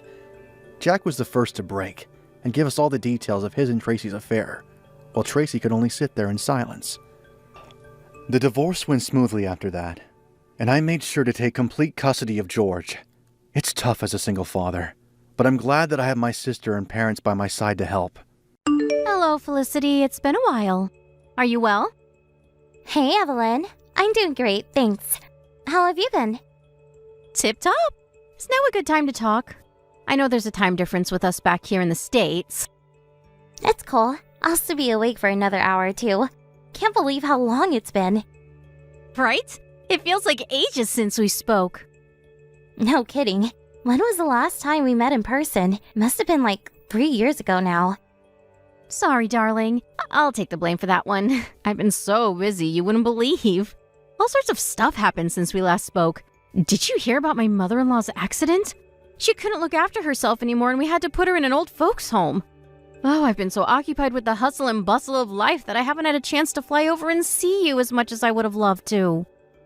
Wow, that's awful. I hadn't heard. I hope she's okay. Are you still in touch with Henrik? He hasn't mentioned you in a while. Not really. He's not the only one either. We must be the least in touch family on the planet. My mom doesn't even have Peeps Messenger installed on her phone. Can you believe that? Who doesn't use Peeps Messenger in this day and age? She never was great with technology, huh? It's not that we don't get along. She's just not built for this age. Our family has always been aloof. I guess you could say we tend to be indifferent to what's going on in the lives of those around us. Anyway, it doesn't bother me. If anything, the fact I haven't heard from my mom in a while just proves things are going great for her. Think about it. A lot of people only ever reach out when they're in trouble or they want something for you, right? Wow, that's a good point. I never thought about it that way before, but you're right. Anyway, how come you messaged me today? Did something happen? My husband said he thought I should message everyone since it's been such a while. Your brother always was the more family-oriented member of the marriage. I did think about messaging Hendrik, but I knew I had more chance of getting a tan from a light bulb than getting a reply out of him. So I decided to say hi to you instead. My husband's not that bad, you know. He can be a little slow getting back to people sometimes, but he's not being rude. He just gets bogged down with work a lot. Really? Leaving my messages unread seems awfully rude to me. You wouldn't think we were siblings. I always get the feeling he does it because he couldn't care less about speaking to me. He's rude if you ask me. Oh, come on, Evelyn. He's really not like that. I'm sure he just read it and forgot to reply after getting distracted by something. His schedule is as hectic as they come. Does he leave you unread too? Well, now that you mention it, no. He's probably too scared to leave me on read because he knows I'd flip out at him at the breakfast table. He knows there'd be consequences because we live together. You always did have a knack for flying off the handle. You know, it's strange. No one on our side of the family ever gets mad. We're as cool as cucumbers. We leave each other on the red all the time, but no one ever loses their temper over it. It's almost like none of us got the angry genes. It's surreal how similar you guys all are. You're like a carbon copies of each other. How's life abroad? Things are a little manic sometimes, but I can't complain. Life is good. It's been 10 years now, so it feels less like abroad and more like home, if I'm honest. Oh, I can't believe my brother landed a job over there. It feels like a lifetime ago that you first went. I think you were brave for going with him. You know, it's a crazy coincidence, but I'd actually been wanting to try living over here for a while. I couldn't believe my luck when he told me about the job. I knew it was once in a lifetime opportunity the moment he told me. I was never gonna let it slip away from me. Yep, just like I said, you've got balls of steel, girl. You have a job there yourself now, right? I heard you speak fluent Thai as well? I guess I kinda just picked up from living here so long. It helps that Henrik was fluent before we got here, which of course played a big part in him getting the job in the first place. We made a deal that English was banned at home until I was at least conversational enough to get better by practicing with the locals. My progress skyrocketed after that. Wow, you really are a hard worker. I think that's incredible. What's the cost of living like over there? There are a couple luxury items that cost what they would back home, but in general, it's a lot cheaper. We get to live like royalty on our American salaries. We live in a city, so the prices here are the highest in the country, but it's still a drop in the ocean compared to the average US state. Think of it like this. I can get 2 Big Macs here for the price of 1 back home. Wow. I hope you're watching your waistline, darling. That's amazing, though. So things cost about half as much in general? Hendrik's company covers the rent on your apartment too, right? Right. We wouldn't be more grateful. We're used to it now, but it was a weird feeling at first to be able to save so much money. We can never live like this in the States. I guess that's part of why we've been here for so long. What about your salary? Have you had any pay raises? My salary? Well, I did get promoted a few years back. So, yeah, I got a pay rise. Between living in such a cheap country, having your rent paid, and working for a prestigious American company, you must be raking it in. Your outgoings must be super low, and I bet you can put away more money than most people could ever dream of saving. You must have a nice little nest egg tucked away. I guess we don't do too bad. Oh no, would you listen to me? Harping on about money. Oh, forgive me. I got carried away there. It's fine. It's just that the economy is going to the dogs over here right now. And I'm really curious about how things are for you guys over on the other side of the world. Our gas bill almost doubled in the last year, and my husband's bonus just got halved. Things are so rough, I'm considering moving abroad myself. But Maine has some of the most beautiful natural landscapes and lowest crime rates in all of America. Wouldn't you miss that? I get that rising prices can only be a bad thing, but I still feel like you'd be letting go of a whole host of amazing perks. There are a lot of people who'd kill to be in your situation right now. You might be right. I suppose the grass is always greener on the other side.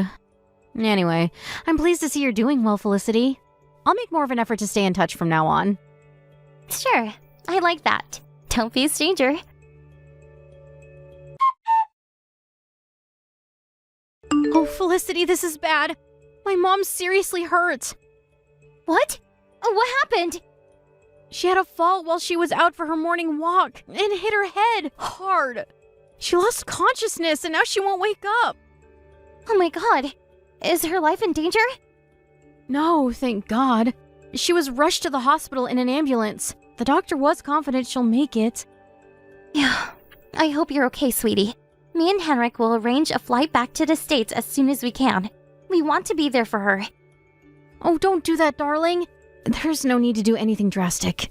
Besides, we're in the midst of a pandemic. Why put yourself at unnecessary risk of the virus? You might have the immunity to fight it off, but Mom's in a bad way right now. If she caught it in this state, I dread to think what might happen to her. In any case, hospitals are keeping visits to a minimum. You're right. Things calmed down over here recently, so it's easy to forget you guys are still in the middle of a lockdown. But come to think of it, I did read something about visits to elderly relatives being encouraged against recently. President Peepton's a strict one. Right, and for good reason. Anyway, even if you came, we won't be able to take you in at our house. I'm juggling work with visiting Mom right now, and when she starts to improve, the plan is to bring her home and look after her there. Oh, I'm so sorry, darling. We just don't have much room to breathe right now. I'm grateful for the sediment, though. It's cool, Evelyn. You're right. It'd probably be all kinds of awkward for you if we showed up with everything's been going on. Would you mind waiting till things have calmed down a little for the visit? Sorry, I feel rude. Don't be silly. You're not being rude at all. I completely understand. Of course we'll wait, sweetie. We'll hold off until things ease off. Things must be real tough for you right now. I feel guilty about how easy me and Henrik have it here in Thailand while you're over there dealing with all of this. Well, don't. I was raised to look after my parents. I'm just doing my job. Besides, it's not like you're there on vacation. You moved abroad for work. Your lives are there now. Leave my mom to me. Okay. I think you're amazing, Evelyn. Can't deny it, though. It sucks not being able to do anything to help you. I'm telling you, you don't have to worry. How could you possibly help me anyway? You're over 8,000 miles away. Actually, wait. There is a way you could help. I have a favor to ask. Mom's been staying with us for a while, but based on what I researched today, it's gonna be a lot more expensive than I expected. Oh, I hate to ask this, but would you mind helping me out by sending some money our way? Of course I will. Oh, thank you so much. We want to care for her as a family, but to be honest, I think we'll struggle to keep on top of everything. We decided we wanted to hire a private carer, but they don't come cheap, and we won't be able to afford it at this rate. Anything you can afford to spare will be a big help, even more so if you can do monthly payments. Monthly payments it is. Thanks. I feel a lot better now knowing we can actually be of use to you guys. I still wish we could do more, but I guess it can't be helped. No. This is more than enough. I promise you. How much do you need? We'd be very grateful if you could send us $1,000 a month. Do you think you could do that? Done. Use it on whenever you need to. Carers, services, medical devices, food, supplies, anything. You're not the only one bearing the burden anymore. We're in this together now. Oh, thank you so much, darling. I feel like a weight's been lifted from my shoulders. To tell you the truth, the anxiety was starting to get the better of me. I'm so sorry to hear that. It's only natural you'd be anxious at a time like this. Sorry I can't be there to give you a big hug. It's fine, really. You don't have to keep apologizing. You'll be helping me more than you know with this money. It's not like this is anyone's fault. It hit us like a bolt out of the blue. She always seems so fit and steady on her feet. Yeah, me neither. I was speechless when you told me. You and my mom never exactly got on like a house on fire, did you? What do you mean? I thought we got along just fine. Not that it's your fault. She doesn't have many friends, thanks to her prickly personality. She's always been selfish. That's why I hardly ever message her. If not for the accident, who knows how many years we'd have passed in silence. I'm guessing you haven't been in touch with her either? No, we haven't messaged in a while, but it's not because I'm trying to avoid her or anything. My schedule's just hectic is all. I'll admit she can be unpredictable and pointed with her words at times, but I don't think there's any ill will behind it. You always were kind, Felicity. I like that about you. I feel guilty about not checking up on her all these years now. Maybe if we'd have been in touch, I could have prevented this somehow. If I regret not messaging her more.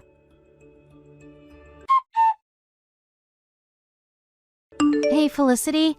I have a favor to ask. Would you mind sending more money over for my mom's care expenses? It turns out we still don't have enough to cover everything we need. Wow, really? How can that be? Looking after a seriously injured, bedridden old lady is harder than I expected. You said we could use the money on anything we wanted before, right?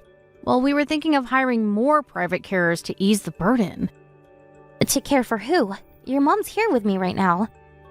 Huh? What are you talking about? How could my mom possibly be with you on the other side of the world when she's here in our house, bedridden and drifting in and out of consciousness? Why is it so hard for you to believe? Because you're in Thailand? Yep, your mom came over to see us. She just arrived. At her house. In Thailand? I can't tell you how surprised I was to see her standing on my doorstep. I thought maybe I ate some wacky mushrooms by mistake or something. But it's really her, and she didn't have the foggiest idea what I was talking about when I mentioned the accident. You wouldn't happen to have an explanation for this, would you, Evelyn? Why would my mom be there? Shocking, right? Apparently, she just happened to be on vacation over here with a group of her friends and decided to stop by while she was here. She said she was dying to see her grandkids since it's been so long. She said she wanted to surprise us. My mom's on vacation in Thailand? Are you sure this isn't a case of mistaken identity? She hates traveling. She said she wanted to know what it was like to go abroad at least once in her life before she got too old for it to be possible. To tell you the truth, she kind of threw a spanner into the works. Me and Henrik had to cancel most of our plans, but we didn't tell her that, or even particularly mind, because we were pleased to see her. I'm also grateful for her for making me realize you were lying to me. So, about that explanation, I'm waiting. Well, I had my reasons. What reasons could you possibly have for scamming me out of $1,000 a month? There was an emergency and I needed money quickly. I planned on telling you the truth and apologizing eventually. Like hell you did. You know, I did think it was a little suspicious when my estranged sister-in-law got in touch with me out of the blue after no contact for years with some story about her injured mother. I like to see the best in people and take everyone at face value, so I put my doubts to one side. You know, I knew something didn't feel right when you kept quizzing me about mine and Henrik's finances. I should have trusted my gut. I'm sorry. I was in so much trouble. I didn't have the luxury of worrying about what you might think of me. I had no choice, I swear. Oh yeah? And why is that? Your husband has a good job at a well-paying company. How is it that you can be in such dire straits that you have no choice but to deceive your sister-in-law? Doesn't make any sense. I'm in debt. I went on too many shopping trips. You went into debt to go shopping? What the hell did you buy? You know, just the usual. Clothing, makeup, designer bags, perfume, accessories, that sort of thing. Wow. So what you mean is, you got yourself into debt to buy a bunch of frivolous, unnecessary crap? You have nobody to blame but yourself. I've been trying so hard to cut down on my expenses, but no matter what I did, I could never make the repayments on time. Does your husband know you're in debt? No. I see. I thought I could pay it all off without him finding out. I'm sorry I lied to you. Your mom sat next to me as we speak, Evelyn. She's not happy with you. You pretended she was seriously injured and bedridden to guilt me into giving you money. I'm sorry, Mom. I'll apologize properly in person when you come home, I promise. She says she hasn't heard from you in years. Obviously, it's wrong to use someone like this no matter what, but to think you did it despite being basically estranged from her for years somehow makes it seem worse. I'll pay you back every last cent of the money you gave me. I swear. Please, will you forgive me? No, I damn well won't forgive you. And yeah, you're damn right, you'll pay me back right now. I'm about to meet my friend. I can't right now. Can you give me a year? I'll put in more hours at work and pay you back. I promise. A year? You must be joking me. Your promises mean nothing to me. I can never trust another word that comes out of your mouth. Your mom messaged me. She just landed back in Maine. I asked her to do something for me. I asked her to chase you down and collect my money. I already told you I can't pay you back right now. I'm not making it up, you know. I genuinely don't have it. Surely there are some things in your house you can sell. You could also reduce your outgoings by a hefty margin if you canceled your life insurance plan. Sell my things? You know how debt collectors seize property when people don't have the cash to pay back what they owe? If you don't have the money, then do what you have to do to make it. Please hear me out. The things in this house belong to my husband too. I can't just go off and sell them without his permission. Besides, he doesn't know about any of this. If I started asking about selling things, the cat would be out of the bag, and I'd be in a world of trouble. I couldn't care less if your husband finds out, and I couldn't care less if you get in trouble. I want my money back, and we're not done until I get it. I arranged for your mom to meet him, actually. She's gonna explain to him a few uncomfortable truths about what you've been up to behind his back and ask for his cooperation with getting hold of the money you owe me. No, please, you can't. You mustn't. I'm begging you, I'll do anything. Just don't tell my husband. He doesn't even know about the debt, does he? I feel bad for him.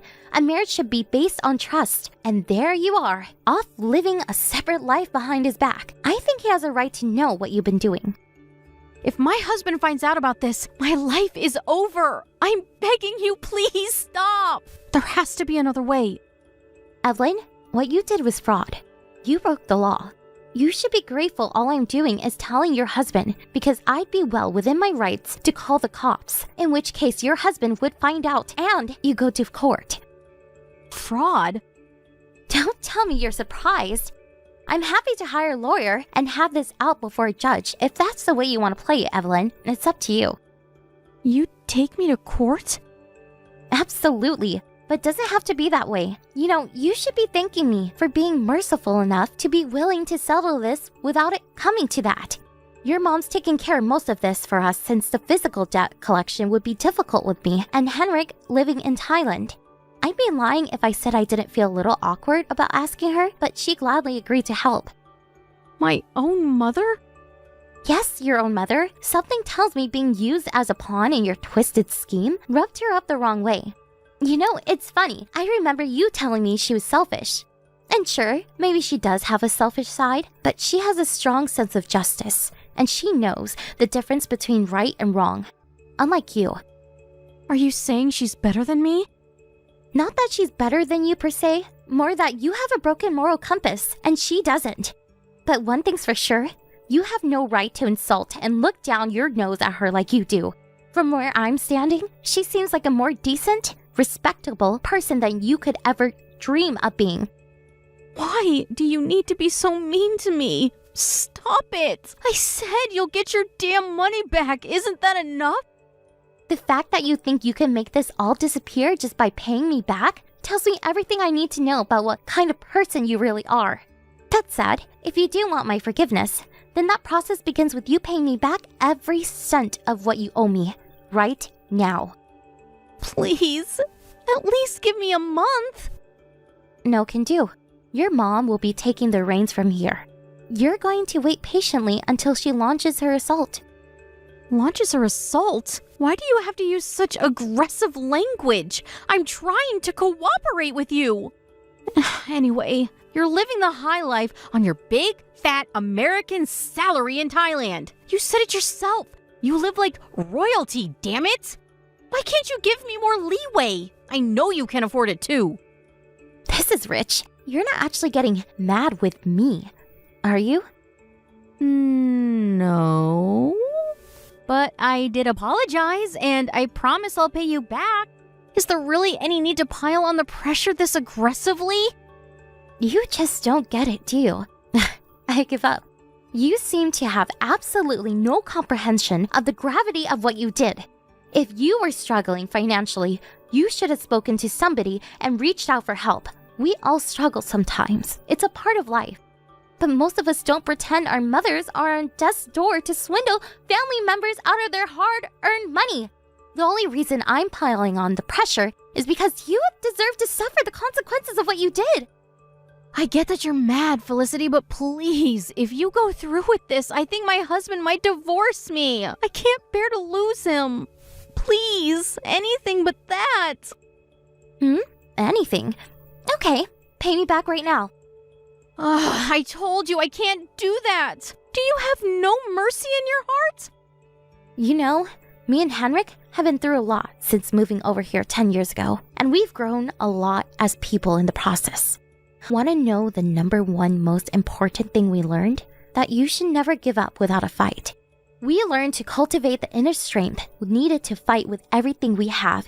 We learned to be bold and fearless in asserting our claims, never yielding in the face of unfair treatment and never backing down from a challenge. You should have never picked a fight you weren't capable of winning. You made the biggest mistake of your life, and now you're gonna pay. After that, my mother-in-law set to work on righting her wayward daughter's wrongs, just like I asked her to. She forced her way into their house, confronted her husband in the kitchen, and told him everything. To say he was shocked to learn his wife was a debt-ridden fraudster would be an understatement. After flying into a rage with Evelyn, calming down, and then getting overwhelmed once more, and bursting into tears, he began apologizing profusely and promised to make her pay back everything she owed me. Not long after that, he divorced her. I think we all saw that one coming. With that, Evelyn was alone in the world, but nothing but debts to her name. Now being homeless, due to the fact that the house belonged to her ex-husband, who now wanted nothing to do with her, she begged her mom for help. Unfortunately for Evelyn, her mom was so disgusted with her, she vowed never to speak to her again.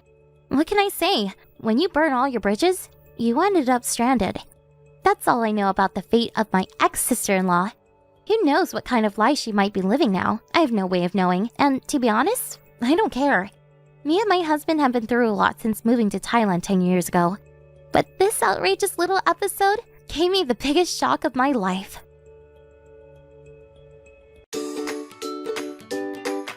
Thank you for watching. Don't forget to hit the like button and subscribe to the channel.